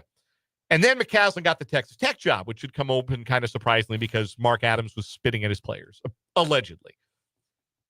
And in McCaslin's first year at Texas Tech, he had some results, but there was a style of play that you associated with Grant McCaslin that was not particularly pleasing to the eye, appealing. It was toilet ball. Let's call it what it is. It was toilet ball. Incredibly slow tempo. I think they were the slowest tempo team in college basketball at North Texas in McCaslin's last season. They were one of the slowest tempo teams in college basketball. Well, this past year, if you watch Texas Tech and their run to the Elite Eight, you may have noticed that's not how they play anymore. And the reason that's not how they play anymore is because Grant McCaslin hired a guy, Jeff Linder, who you only know that name if you're a real college basketball sicko, because the places that he had coached before as a head coach were Northern Colorado and Wyoming. You got to be a real sicko to know a lot about what's going on with those programs. But Jeff Linder came into the Texas Tech program and essentially became the offensive coordinator. And in one season, Texas Tech went from being a slow, plodding, and down-tempo basketball team to one of the best offensive teams in the Big 12 and truly one of the best in the country. And yes, some of that is the players, but a lot of that is system too. One of the most frequent complaints we have had, our listeners have had, fans have had about K-State basketball the last 2 years specifically is, what the hell is K-State running on offense? Sometimes it is tough to tell. When they get high-level point guard play, it all kind of works. When they don't get high-level point guard play, whether that's for a season because Tyler Perry was miscast, or whether that's from game to game because Doug McDaniel was a bit of a trick-or-treat this past season in his first year in Manhattan, it doesn't really work. So I think that there needs to be another X's and O's presence on Jerome Tang's staff. And I don't think Jerome Tang is the kind of guy with the ego that would say, no, we're going to do it my way. I know my way works. We're going to use my offense and my defense is going to be my way or the highway. I don't think that Jerome Tang would be loath to consider something like this. But I think it absolutely has to happen for the better of K-State men's basketball moving forward. They've got to be more coherent on offense, and they've got to be able to win with the guys they have on a given night and not be so dependent on, well, as long as our point guard is brilliant or literally an All-American, this all works. So that's my suggestion, to the extent that Jerome Tang's going to listen to me, is that they need an X's and O's offensive guy added to this coaching staff. And I don't know, like, I don't have a hot board or anything for you on that front, but I think that's the step that K-State needs to make, because there's a lot of urgency here. If Jerome Tang doesn't get off-season number 4 and season number 4 right, there may not be a season 5.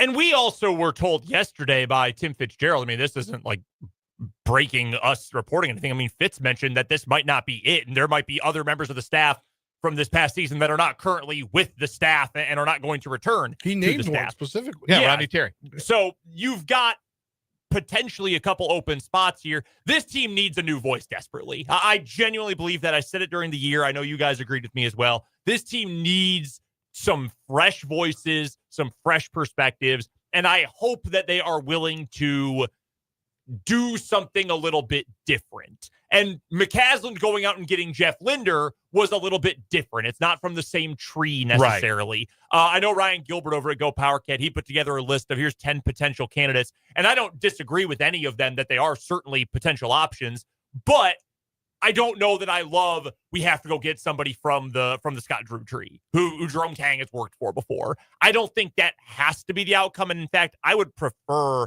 that not be the outcome here for Kansas State. I think you need fresh perspective at this point. We'll take a timeout, come back, wrap up this hour of 580 Sports Talk after this.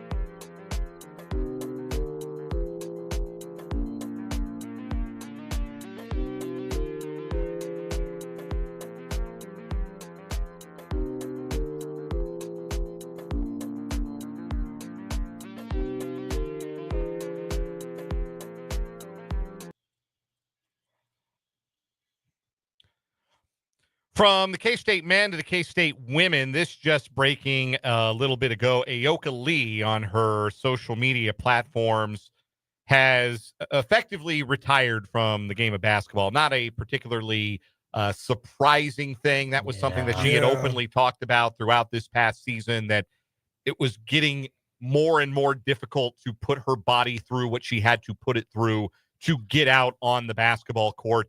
Quoting from her social media post, Words can never fully encapsulate how good God has been to me over the past 7 years, and I'm so thankful that he wanted me here at K-State, though I would be doing myself an injustice by not admitting that it came with a lot of obstacles, moments of questioning, and moments of having to endure injuries that made me want to get up. From those experiences, I've learned I'm capable of more than I think I am, but also that it's important to listen to what your body whispers to you before it begins to scream at you. That's a great line.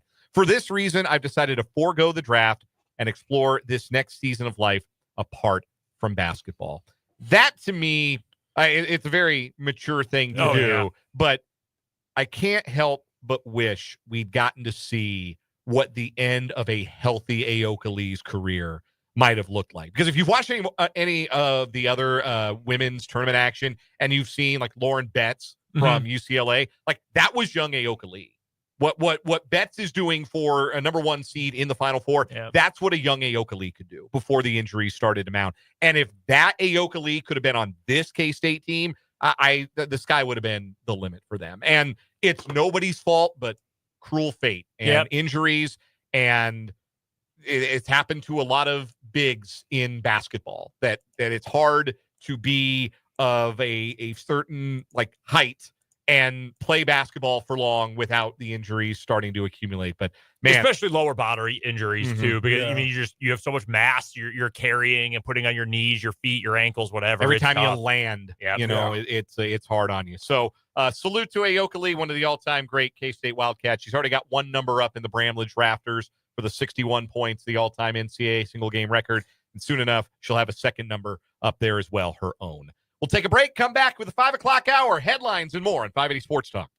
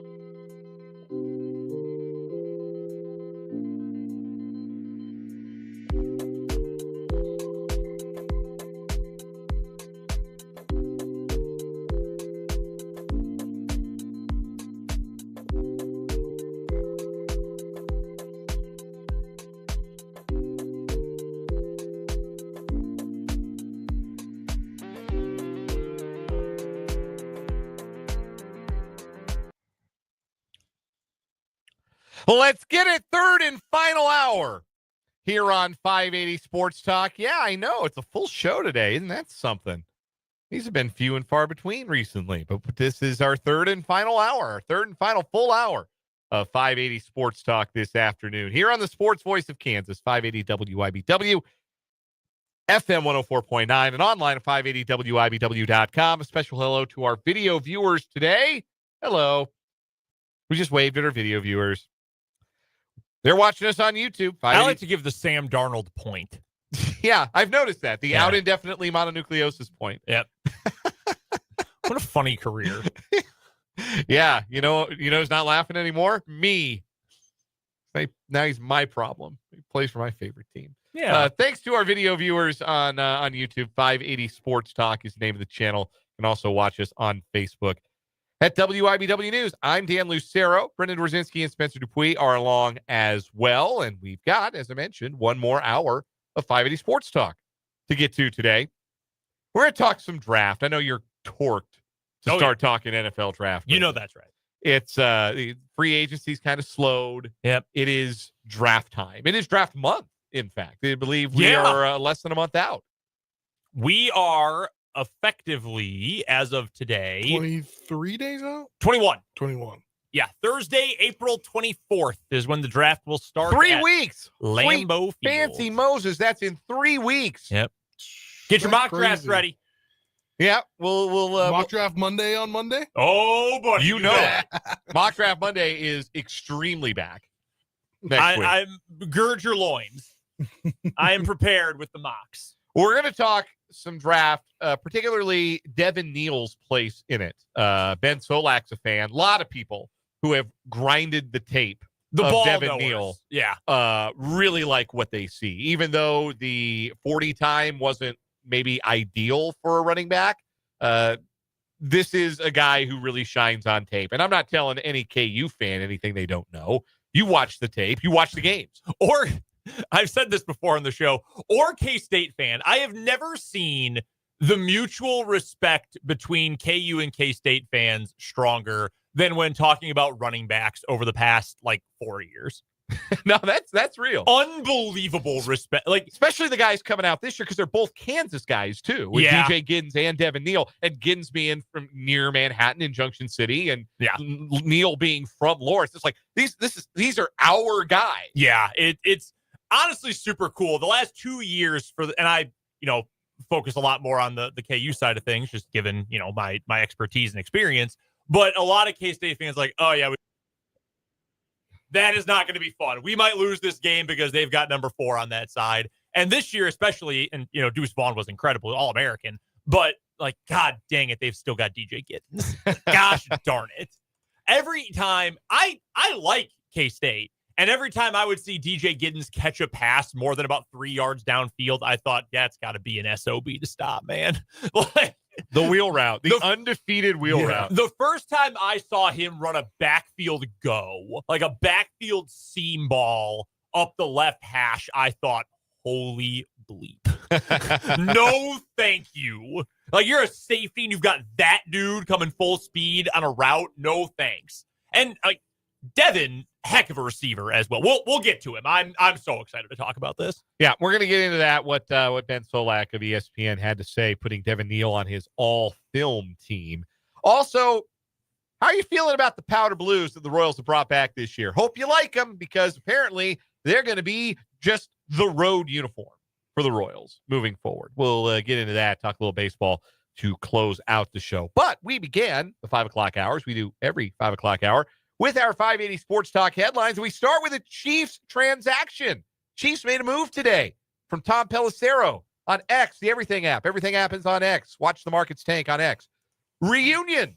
Veteran safety Mike Edwards is signing with the Chiefs on a 1-year deal per source. Mike Edwards, who spent last year with Buffalo Bills, for that, helping them win Super Bowl 58, is back in Kansas City. Because he's a trusted veteran at a spot where the Chiefs lost a guy in Justin Reed, and they're going to go young at the position, and I'm fine with the youth movement at that position, but it never hurts to have a veteran who knows the system. behind Brian Cook and Jaden Hicks. I wanted the Chiefs to keep Mike Edwards last offseason. Me too. I was really hoping they would extend a 1-year deal to him.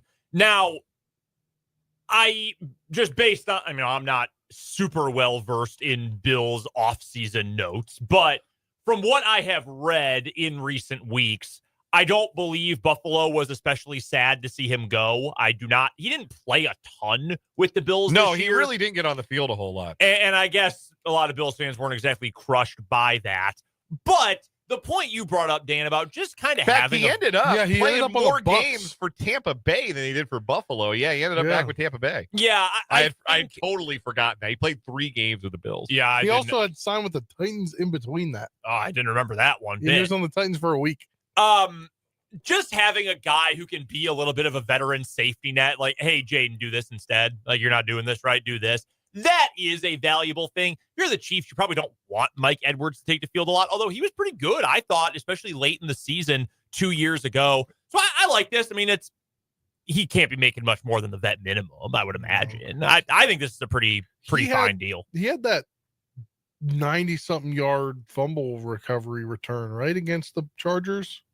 Something like that, yeah, because he had to play. I don't remember if it was against the Chargers, but he did have a yeah. No, I'm cool with this move. I have no problem with it. While we're doing this, though, should we get to a couple other things from around the NFL? Yes, let's do it. Give us some NFL headlines. All right, so some notes from the National Football League today. The former starting quarterback of the Seattle Seahawks, Geno Smith, he is now with the Las Vegas Raiders, and he got an extension today. A 2-year extension with a maximum value of $85.5 million, 66.5 of which is guaranteed. He is now tied to Las Vegas through the 2027 season. I believe also Ian Rappaport of NFL Network and NFL Media had another note on this as well. No, it might have been Schefter. Doesn't matter. A little bit of that is funny money, but $66.5 million guaranteed. So Geno essentially is under a 3-year contract. A lot of that money is guaranteed. He'll be there for 3 years in Las Vegas, barring true calamity. He is making almost identical on an average per year basis, almost identical money to what Sam Darnold is getting paid by Seattle. $10 million more approximately guaranteed for Geno. So, I mean, the real money a little bit higher for him, but I don't really love the process of Seattle's offseason. Now, granted, they can get out of the Darnold contract pretty easily. I believe I read they can only eat a little dead money after cutting him after 1 year. So it's not a huge long-term commitment. I just don't really get it, what they're trying to do, because they could have rebuilt all the way, but they didn't. So Darnold's 7 years younger, right? You start there. Darnold will be 27 when he takes his first snap of the 2025 season. Geno Smith is 34. If you've got 2 players that you evaluate to be the same, roughly, and one is 7 years younger than the other, it makes a lot of sense to go with the younger guy. So if that is the Seahawks process, is, well, we could keep Geno Smith or we could sign Sam Darnold. It's going to cost us about the same money. We have, because of it would be a free agent deal, we might be able to get a little bit more leeway. It might be easier to walk away from a Darnold deal than if we get it wrong with Geno. Like, if that's the process, I see where that is the process. The problem is Sam Darnold's not good, and I think Geno Smith is good, and I don't know why the Seahawks did not, their front office or their coach, Mike McDonald, or general manager John Schneider, didn't think he was good. That's what it comes down to me, is they did not see him as a guy they wanted to give that kind of money to. And for the life of me, I don't understand why. Because I thought his problems in Seattle were because of the fact that the guys blocking for him were glorified nightclub bouncers. It was the worst offensive line in football last year. And if you'd given him a competent offensive line, maybe he would have put up even better numbers than the Pro Bowl numbers that he put up for you each of the last 2 seasons. But they never thought he was good. They never believed in him. And they believe in Sam Darnold instead. And I believe I'll have a drink. I think Sam Darnold could, if everything went well, I think Sam Darnold in a point-and-shoot Shanahan tree offense, well, Kubiak tree, literally. Yeah. Because Clint Kubiak, who's coordinating it. I think if everything goes well, he could lead that team to like 9 wins, which I think Geno could have done better in that same scheme. Guess how many games the Seahawks won last year? 9? 10. 10. There you go. 10. Like, I think Darnold has to be kind of a point-and-shoot guy. And you might say, well, hold on. Look at all the games they won in Minnesota. I think Kevin O'Connell is one of the 3 or 4 best offensive coaches of the entire NFL. And as much as I like Jackson Smith and Jigba, and I really, really do, he ain't Justin Jefferson. Nope. And Jordan Addison is up there as, I would right now put him as the 3rd best number 2 receiver in the NFL. He's an idiot, but he's also a very good player. I'd put him behind T. Higgins and Devontae Smith. Like, I think he's that good. I loved him in the draft. You remember how much I was pounding the table saying, Chiefs, draft him. Yeah. Never got the chance to. So you don't have that kind of talent. The more I've thought about the Cooper Kupp deal, and I've heard podcast hosts talk about this as well, I actually like it less and less. I kind of liked it off the rip. Like, hey, you brought in Darnold, get a guy who's sure-handed. He's lost a lot of burst, but, it makes sense. It actually really doesn't, because Cooper Kupp can't run outside routes anymore. Like, he has to play in the slot. You know where Jackson Smith and Jigba is elite? The slot. Yeah. He's decent as an outside guy, but he's an elite slot player. You didn't sign Kupp to $15 million a year to not play him. So I really don't get that process. Well, he's only going to play like 7 games anyway before his ankle falls off. His ligaments slide off Also from the bone true. from like the finest rib meat. The original point that the Raiders have given an extension to Geno Smith, so he will play as long as Pete Carroll is there. That's essentially what this is. Carroll got a 3-year deal. Geno now has essentially a 3-year deal. And we know Pete believes in Geno because he gave Geno his first real shot at being a starting quarterback. Loves him. Yep. Absolutely loves him. No, it makes all the sense in the world for the Raiders to do this. And you're going to have to show your work if you want to tell me that Sam Darnold's as good as Geno Smith, because I don't believe it. A couple other quick hitters here from the NFL. This from Adam Schefter of ESPN. The Arizona Cardinals are making Pro Bowl tight end Trey McBride the highest paid tight end in NFL history. 4 years, $76 million total. I have not seen a guaranteed number on this as of yet. If you see it, feel free to let me know. Trey McBride's really good. You might not know that unless A, you play fantasy football, or B, you watch the Arizona Cardinals, which nobody does. No, nobody's doing. Yeah, nobody. Unless you do this for a living. And we've got other things to pay attention to. But Trey McBride's a really good player, and he had a really good year for Arizona, despite only catching, I think it was 1 touchdown. Good player. Yeah, it was a running gag. It took him forever to get in the end zone this year. Did he get a second one? Yes, he has 6 career touchdowns and 3 or 7 if you count a running touchdown in 3 seasons. That is kind of wild. But he is a good player. I like Trey McBride a lot. And somebody will pass that here in the near future. Also, the New England Patriots are trading quarterback Joe Milton plus a 7th-round pick to the Dallas Cowboys. They're getting a 5th-round pick back. I like it. What was that? I like it. Why do you For like who? it? Well, yeah, who do you like it for? I like him for both, right? I think Joe Milton hasn't proved himself, but he does have upside. I love this for New England because it appeared that they wanted to get rid of him like yesterday. Yeah. Because if they liked him, they wouldn't have signed Josh Dobbs, who is, I mean, fine. Whatever. He's backup quarterback. They saw Joe Milton play 1 week. The whole internet went gaga over him because his arm is gigantic. He just doesn't know where the ball is going. And they thought we will give up a pick to get rid of him. And I think it's a good piece of business for New England. Why not just keep Trey Lance if you're the Cowboys? You might say, well, we know he stinks. You know what else he is? Younger than Joe Milton. And Joe Milton is entering his 2nd year in the league. Isn't that crazy? That is. Yeah. He's a child, Trey Lance is. But that's your quick hitters from around the NFL today. Spencer, give us a headline. Yes. So we discussed this earlier in the show, but Kansas swing AJ Storr is entering the transfer portal, seeking his 8th school in 8 years, if you count his 4 years of high school where he went to 4 different schools. And then in college, started at St. John's, went to Wisconsin, then Kansas, and now is trying to find his 4th school to finish out his 1 year remaining of eligibility. So I can say this now because I don't like to give away the the paywall stuff that our friends of the program put, the 24/7 VIP stuff until it makes its way to the public. Eric Bossy, who we've had on the show plenty of times before, recruiting expert extraordinaire for 24/7, he dropped a little nugget on the fog.net message boards this week that said, hey, my sources at KU say it's not necessarily a done deal that he's leaving. He might leave, but it's not as much of a foregone conclusion as everybody has thought for 3 months at this point. To which I thought, what? Are you kidding me? And eventually, obviously, he did enter the portal. I guess the staff liked him, likes his personality, like him as a guy. I have also been told, and this is probably not a surprise to anyone, effort level, not great. And you say, well, yeah, I saw him play. But in practice and away from game day as well, not exactly known for his work ethic. I feel like if you go to as many schools as he had, clearly there's a problem. Yeah. And there's something underlying. I agree with that. KU is in a spot going into this year where beggars can't really be choosers. You have to fill out the roster. So if guys are on their third, fourth school, whatever, you got to do it. But 7 schools in 7 years, about to be 8-8, is bizarre. And dude, have you ever wanted to just settle down? He will love playing in Europe though, because those dudes are always on 1-year contracts. He is gonna love playing overseas. KU's not missing anything. I've seen a number of people say, God, but he was starting to figure out at the end of the year. No, he wasn't, guys.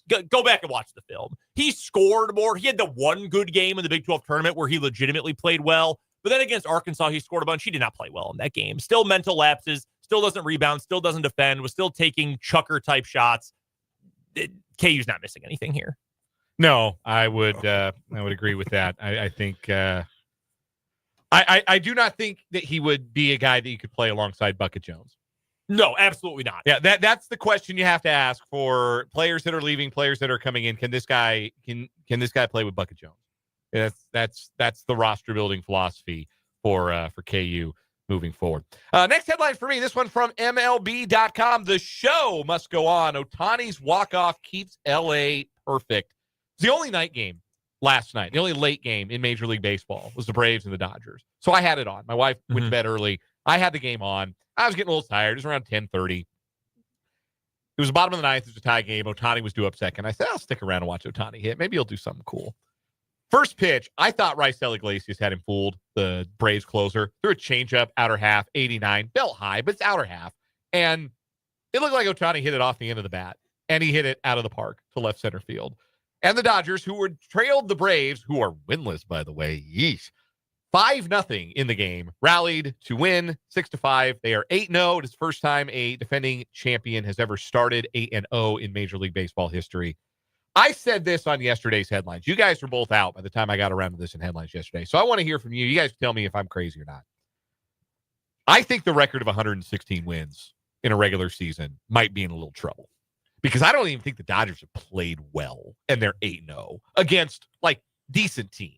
It's not like they're 8-0 against the Rockies and the A's. They're 8-0 and they haven't played lights out baseball yet. Yeah. What happens when that happens? I think they can threaten 116 wins. I really, really do. Am I out of my gourd? Am I overreacting? Or no? I wouldn't say you're out of your mind for saying that by any means. The reason I would not make that proclamation is just knowing the injury history they have dealt, and it didn't even matter last year. They still won the World Series, but just knowing that they have a number of guys whose health is a question mark, I think keeps me from going out on that particular limb. But I mean, I'd say 108, 109, 110, something like that. I'm fairly confident they can get to that mark. They're just more talented than everybody else. Unbelievably talented. And Ohtani's a real life superhero. Yeah, you got to drop everything to see this guy play. You really, really do. Anywhere near the zone, he can crush it. Stay up the extra 5 minutes for that last Ohtani at bat. It is almost always going to be worth it. Yeah, he's a star, man. He's an absolute star. You have one more headline for us? Yeah, I do. I wanted to get to this. It officially was reported last night by Pete Thamel of ESPN. Sources, Sacramento State to apply to become FBS independent. Now, you might say, Brendan, why in the world do you care about this? And I would say, A, I don't have friends, so of course I care about this. This is the kind of thing I pay attention to. But I do think there is an interesting kind of subhead to this. So the information here from Pete Thamel of ESPN. Sac State plans to file an application with the NCAA this week to transition from FCS to FBS in football as an independent. Now, a note, that already is odd because normally when teams reclassify, they have an invitation to a conference. Thamel also adds the school has already filed a waiver to transition as an independent, which in and of itself needs approval. If you have, if the Mountain West had offered them a spot in the conference, they only have to get one waiver to reclassify. Now they need two. By transitioning, Sac State is positioning itself to join an FBS conference in the future. The school sits in a top 20 media market. They've been aggressive in hiring coaches and trying to pour money into NIL. We've talked about that over the course of the last year. They have like $25 million committed from various donors. They hired Brennan Marion, the author of the Go-Go offense from UNLV, as their new head football coach. I don't know if you caught this. Their new basketball coach for their men's team, Mike Bibby. Yeah, Mike Bibby. Sacramento legend. They're going to play in the Big Sky this year, and then they hope to move out beyond that. Now, Matt Brown from the Extra Points newsletter, friend of the show, he put on X, the Everything app. It's all happening on X today. That don't bet on it going, they might get denied since they are trying to be an independent and move up. The reason I find this interesting, I think given the state of college, which participate NIL landscape and all the additional costs, the arms race to keep coaches. If you know anything about Brennan Marion, if he's successful, he's going to be gone in 6 months. He is going to dip for the next good job as soon as he can. That's just what he does. Whatever. But the arms race, the money, the increasing NIL funds, the revenue sharing, all of that. I am curious why more teams would want to move to Division I, because it's not like wherever they end up is going to get a massive media contract that's going to offset this right off the rip. They also increased the price. It's now, I believe, over $5 million to reclassify. That's a real chunk of change for most programs. And beyond that, I don't want to make this a political thing, but if you've watched the news, the current administration at the federal level, not exactly in love with higher education in America at the moment. More costs, more expenses, legal or otherwise, all over the place. Why would you want to move up?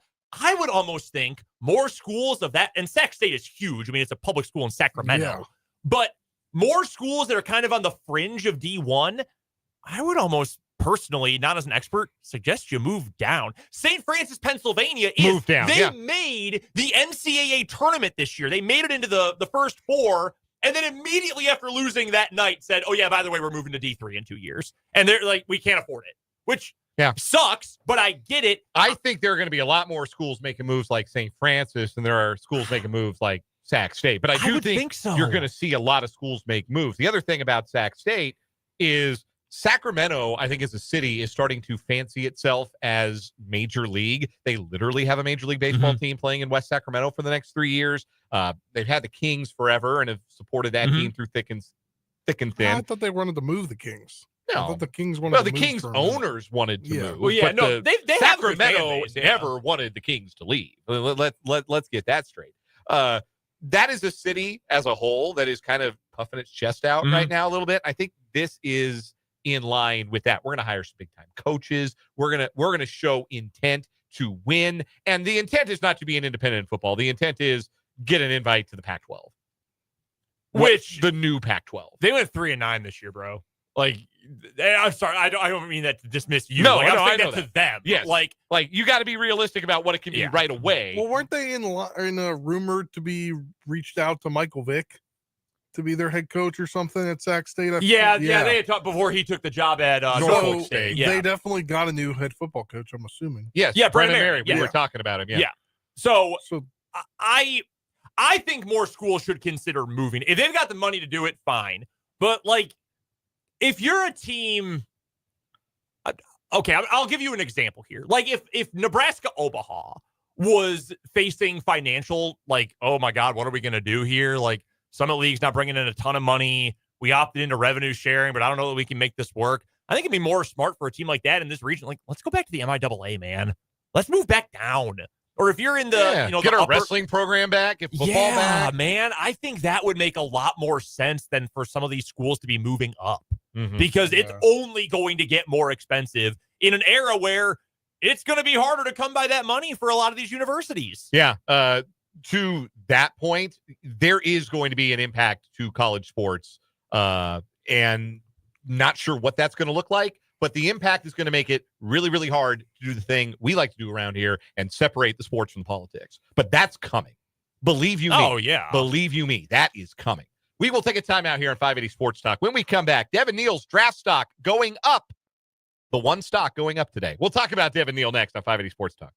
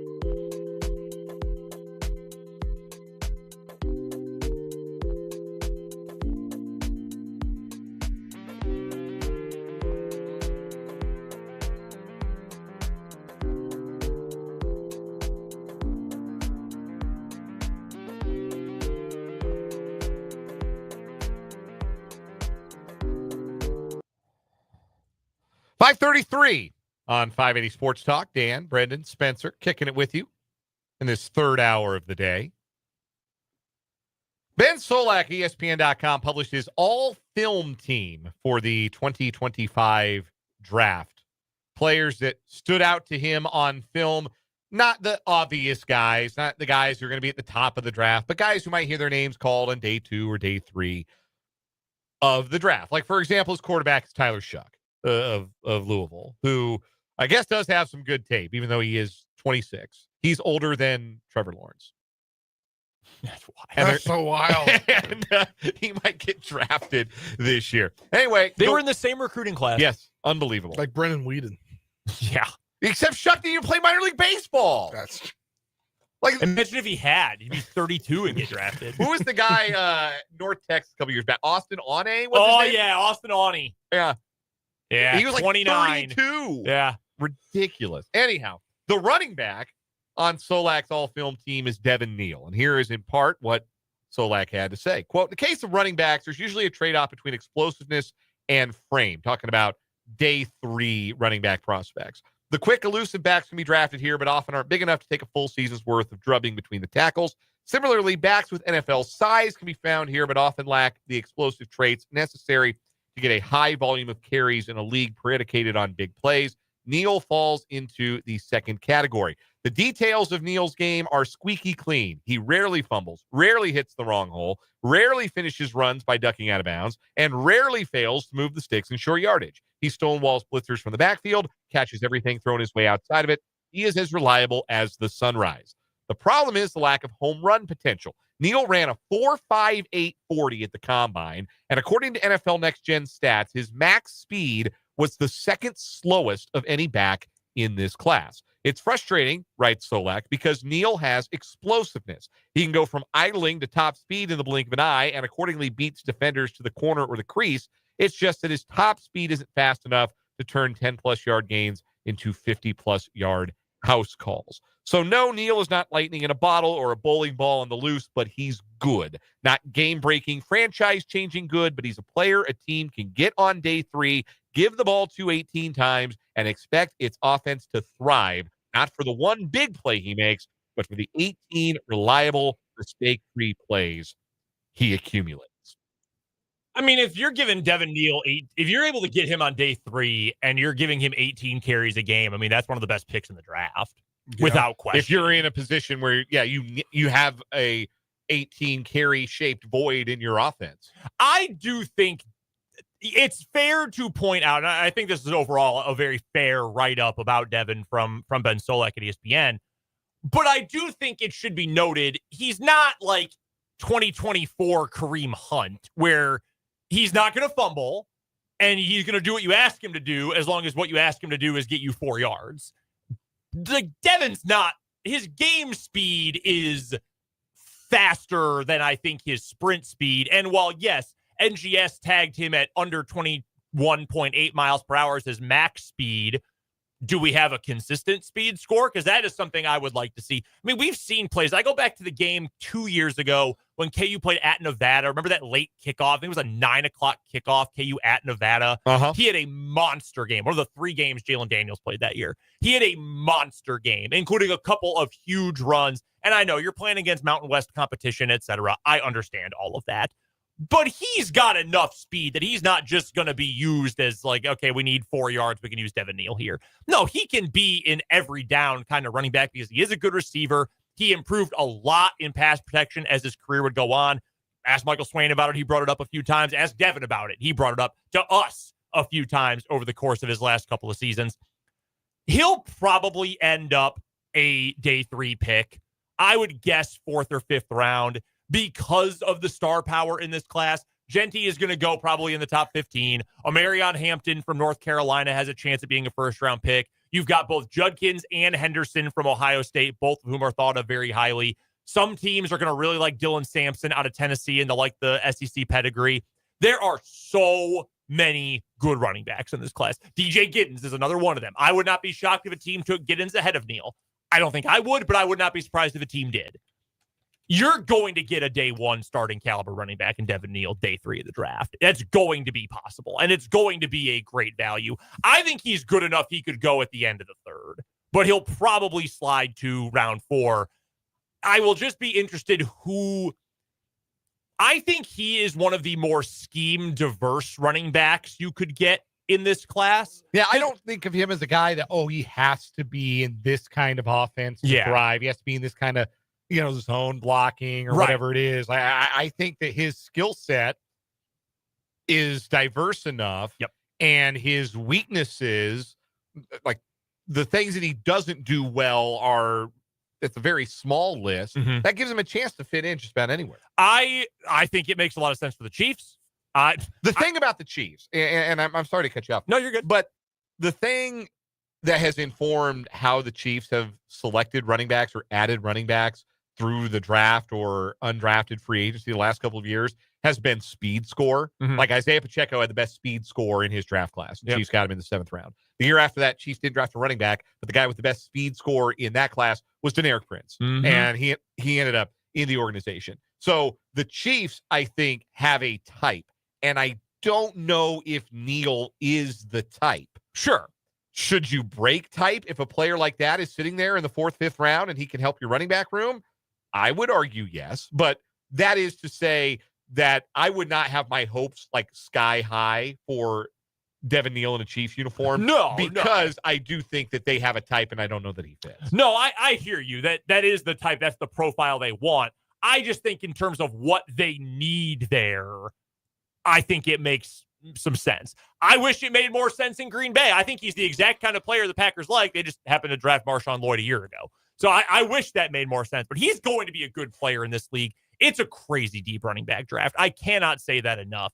It's sort of a weird draft this year. Defensive line is pretty deep, both at edge and the interior. A couple guys at linebacker are interesting, but then running back and tight end on offense are where you get the most depth. A lot of guys on the offensive line that the analysts like, but there's also a lot of which of these guys are guards, which of these guys are tackles, or who are guards, who are centers. There's a lot of that in this year's class. So Neal's going to get pushed down the board. I think DJ Giddens is going to get pushed down the board because of that too. But those guys, I think, are both good enough to start or at least be part, a second guy in a rotation day one once they take the field in the NFL. I think they're that good. And then I like that Solak put this together, did this exercise of the best tape guys, because I think Devin Neal's tape, if you only look at the measurables, you'd say, okay, yeah, I mean, he's a 7th round guy. If you actually watch him play, which I would hope all scouts do, random internet guys can't, but the scouts, the people in NFL front offices do, he's just a good football player.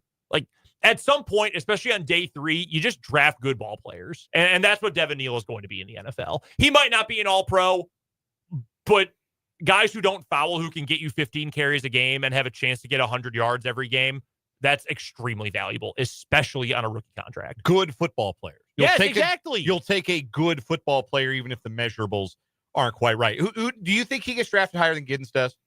Or do you think they both get drafted, I guess is the question. Yeah, I do think they both get drafted. It's hard for me to say. Like, if you're just giving me, like, okay, generic team B, who would you take as a receiver? You're building the entire thing from scratch. I would lean Neal. But I think a lot of it is going to come down to scheme fit. Like a team that's going to run more of a power offense, they're going to run a lot of power scheme stuff with their run game, probably goes a little bit more with DJ Giddens. I think Neal is not a perfect fit for gap scheme stuff, the Shanahan-Kubiak stuff. I think he could do it. I think he could be in more of a power offense, a team that runs duo more off. Like the Rams, I think, would be an awesome fit for Devin Neal. They don't necessarily need a running back. I think he would thrive for a team like that, though, even with their iffy offensive line. So I think he's a little more scheme versatile, but Giddens tested actually better than I thought he would at the combine. So I wouldn't be shocked if a team fell in love with his measurables a little bit more, too. I know that's kind of a cop-out answer, but when you get to day 3, so much of it is fit, right? And it's less about the true natural talent. It's a little bit more of the fit. While I'm on my soapbox here, Mark B on YouTube asks, does Neal look like an Isaiah Pacheco type draft pick? No. Pacheco is so unique because you mentioned it. More speed. He's not quite as physical the frame. Yeah, different players. But he run, like, the way Pacheco runs is so antithetical to a guy who did, at least at one point pre-injury, have that top-end speed. It's such a weird combination for him. I think Neal is a little less rough around the edges. Maybe he doesn't have quite the same power he runs with, but I think you're getting a little bit more consistency. And with Pacheco, you're clouded now because the end of this past year was so bad. I think Neal is a better prospect than Pacheco. But like you said, I get why the Chiefs waited and were able to take a guy like that because he fit their profile in particular. Another name that I thought was interesting in Solak's article, Tyleik Williams, the defensive tackle out of Ohio State. Big boy. I'm a big believer that the Chiefs have to come out of, I think one of their top 2 picks has to be interior defensive line. I agree. Williams isn't a guy who's going to give you a lot of pass rushing punch, and Solak speaks to that, but he is massive. He's 330 pounds, and he's really good. Again, good at what he does, makes the right plays, impacts the game. I think as a second-round pick to be a guy who functionally replaces Derek Nottie in the defensive tackle rotation, I would love to see Tyleik Williams end up a Chief. High major, power 4, power 5 guy taken late second round. Sounds like a certain all-pro on the Chiefs right now. Now, Tyleik Williams is bigger than Chris Jones, I believe. Tyleik Williams is huge. Real quick, I'm just riffing here at this point. One other player on here, he'll be a first-round pick. Will Campbell from LSU. Yeah. He's got short arms for a tackle. Here's the thing. If you pass on Will Campbell because you think, his arms are 3/4 of an inch too small for a tackle, you're stupid. You're dumb. You should be fired from your job. Draft Will Campbell. Top 10. Draft him because he's that good. He started 3 years at LSU with short arms at tackle. Give me a break. Just draft the guy. That's what we're talking about with like good football players. Get good players. If you got to move him to guard 3 years in, fine, move him to guard. He'll be an all-pro there. Just draft good players. Stuff like that drives me nuts when teams like, I like the measurables better. Oh, that's sick. He's going to be flipping burgers in 4 years. I don't know about this Joe Burrow. He's got tiny hands. Burrow, one of my favorite player tweets ever. He's like, sorry, guys. I have tiny little baby hands. I'm not going to make it to the NFL. Yeah, okay. Okay.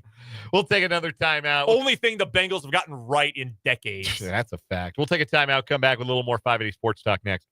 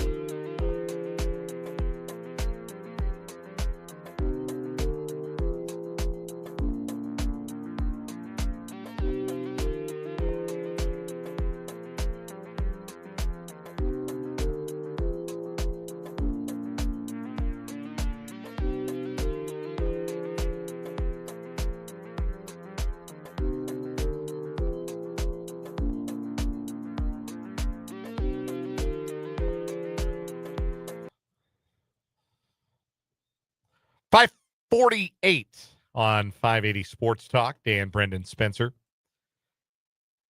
So the Royals on opening day wore their new powder blue alternate uniforms. The plan was this year that they were going to wear those all Saturday home games, and they broke them out for opening day too.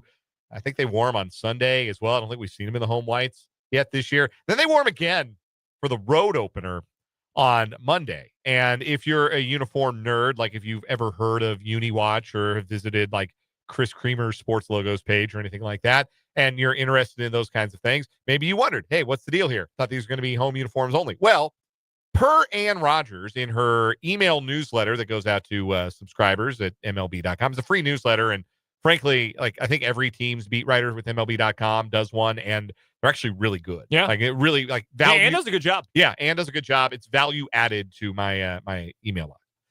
This is what she writes. Turns out the Royals will be wearing those uniforms a lot more in 2025. According to a team spokesperson, there's no set schedule, but the idea is to eventually make the full powders the primary road uniform. The full gray uniforms will get phased out, while the royal blue jersey and gray pants will serve as the alternate road jerseys. Well, why would they do that? Next paragraph. It helps that Witt and Perez love wearing them. And if those two like them, that goes a long way toward the team wearing them more. Now, I am not opposed to the throwback powder blue look. I think that the Royals did that better than any other team back when every other team was doing it in the 1980s. Nobody had a cleaner powder blue look than the Kansas City Royals. I hate to see a road gray phased out. I am a traditionalist, as you know. I like gray road uniforms and white home uniforms in baseball. That is, to me, still visually appealing. I have not loved the block letter Kansas City. I preferred the script that they used to have on the road uniforms. But I'm sad to see. I'd be sad to see the road grays go, even for the powder blues. I think the road gray uniforms the Royals have are pretty good. Yeah. It's tinfoil hat theory time. It is another step toward John Sherman making sure public opinion is swung in the Royals' favor, so that next time they propose a tax for a new stadium, it will be approved. Fans always are begging for the powder blue uniforms. Yeah. For years and years. More of it, more of it. Oh, we love it. We need to see it back. Yeah, sure. Let's do it. Vance, I'm going to scratch your back. Your turn to scratch mine. Vance in the YouTube comments asks about the hat. I did hate the hat, Vance, to answer your question in the affirmative. I do not like the throwback style hat. I think it looks too much like something the Toronto Blue Jays would wear. I am not a fan of the hat that goes with the powder blues. I'd just as soon they wear the old style blue KC. Jason, in agreement in the YouTube comments, love the powder blue. Not sure if I liked the caps that they had. Mark B likes the powder blues, but not the City Connect gear, the navy blue with the fountain-inspired Are they changing KC those this logo. To my knowledge, no. Okay. I think the Royals, the teams that were first to get their City Connects, are all flipping them this year. So Okay. we've already seen DC, the Nationals, their new one. We have Bad. seen It is bad. Yeah, I didn't like their first ones, but I'm Their not. first ones were the best in the league. I disagree. Didn't do anything for me. Gray, no thanks. Like gray with the flowers, it didn't pop for me. You don't understand the tradition of DC and cherry blossoms. Clearly, I don't. Well, I really liked the Rockies license plate uniforms. The ones that have reportedly been leaked as their replament. Ass and a half. They suck. Yeah, They they're suck terrible. on ice, and they're going to look like clowns, and they play like clowns. So maybe that's fitting. But that's Mark's opinion on the Royal City Connects. Clay says the Fountain City unis are my jam. I actually like the Fountain uniforms a lot. I think they are among the best City Connects because, number one, they can be worn with white baseball pants. They're not like a softball uniform where they're like one dark color on top of dark color pants. Dark color pants and a dark color uniform, you look like you're playing softball. Yeah, no, trust me, I've watched the Cubs in their damn City Connect uniforms. I actually like their new ones this year. I don't even know if I've seen the Cubs new ones. Yeah, To be I like- yes. No, the Cubs are fine. Yeah, they're better. They're fine. I like their new ones, but no, I would expect the Royals to get a new one next year. If form holds, I would expect to see a new City Connect for the Royals next year. The MLB did fix the gray, though. I do like that. The provider. Remember that whole problem last year? Yes, the uniforms all around. They're look so much better. So this much year. better this year. Yeah. The one thing I will say about uniforms, wear your team colors. Like the Rockies having blue and orange and stuff. No, you're purple. Wear purple. But you want alternate purple? Fine, we're alternate purple. You're purple. What do you think? Do it. What do you think of the White Sox cosplaying as the '96 Bulls? It's it looks good when the Bulls do it. Before, honestly, wear your colors. The NBA gets this wrong every night. Like, who is this green team? The Hawks? What? Yeah. Why are the Lakers wearing blue? They've been gold and purple for decades. Why are they wearing blue? Nuts. No, it is. It's, Same with baseball. Wear your colors. yeah, I understand. You too, Iowa State. Very sympathetic to your argument, especially when it comes to teams that wear black when black is not a color. Iowa State. Yes, specifically Iowa State football. Take a timeout, come back with a final word of 580 Sports Talk.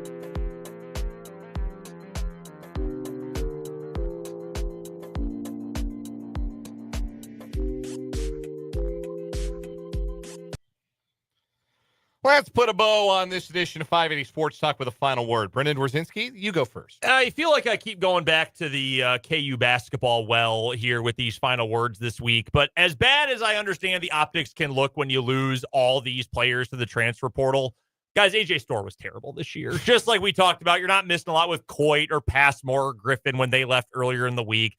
Don't get all up in arms about this. Don't freak out that no one has signed out of the portal yet. There's a long way to go. Just take a deep breath. It's going to be okay. Spencer Dupuis, final word. Yes, the career of Oka Lee in women's college basketball, women's basketball coming to an end officially. I think everybody kind of knew it was over, and pretty amazing. If you guys watched the Sweet 16 broadcast, Holly Rowe talked about how she's, I think her major is that she majored in college, something about therapy, and she was seeing clients during the week and practicing.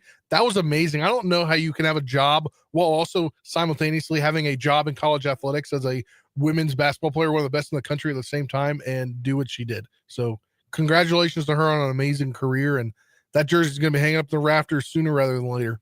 Final word for me. The Major League Baseball season is a marathon, not a sprint, and nobody in the American League Central is out to a particularly hot start. Looks like the Twins are going to lose to the Astros today. They were down 5-2 in the ninth. So, in fact, that has gone final. So the Twins are in dead last all by themselves, and the Royals are in a four-way tie for first place despite a 2-4 record. Remember, it's a marathon, not a sprint. And in this division, you better take your time because nobody is going to run and hide from the rest of the group. We're back tomorrow from 3 until 6 for more 580 Sports Talk. Until then, for Brendan and Spencer, I'm Dan. This is 580 Sports Talk. Good night.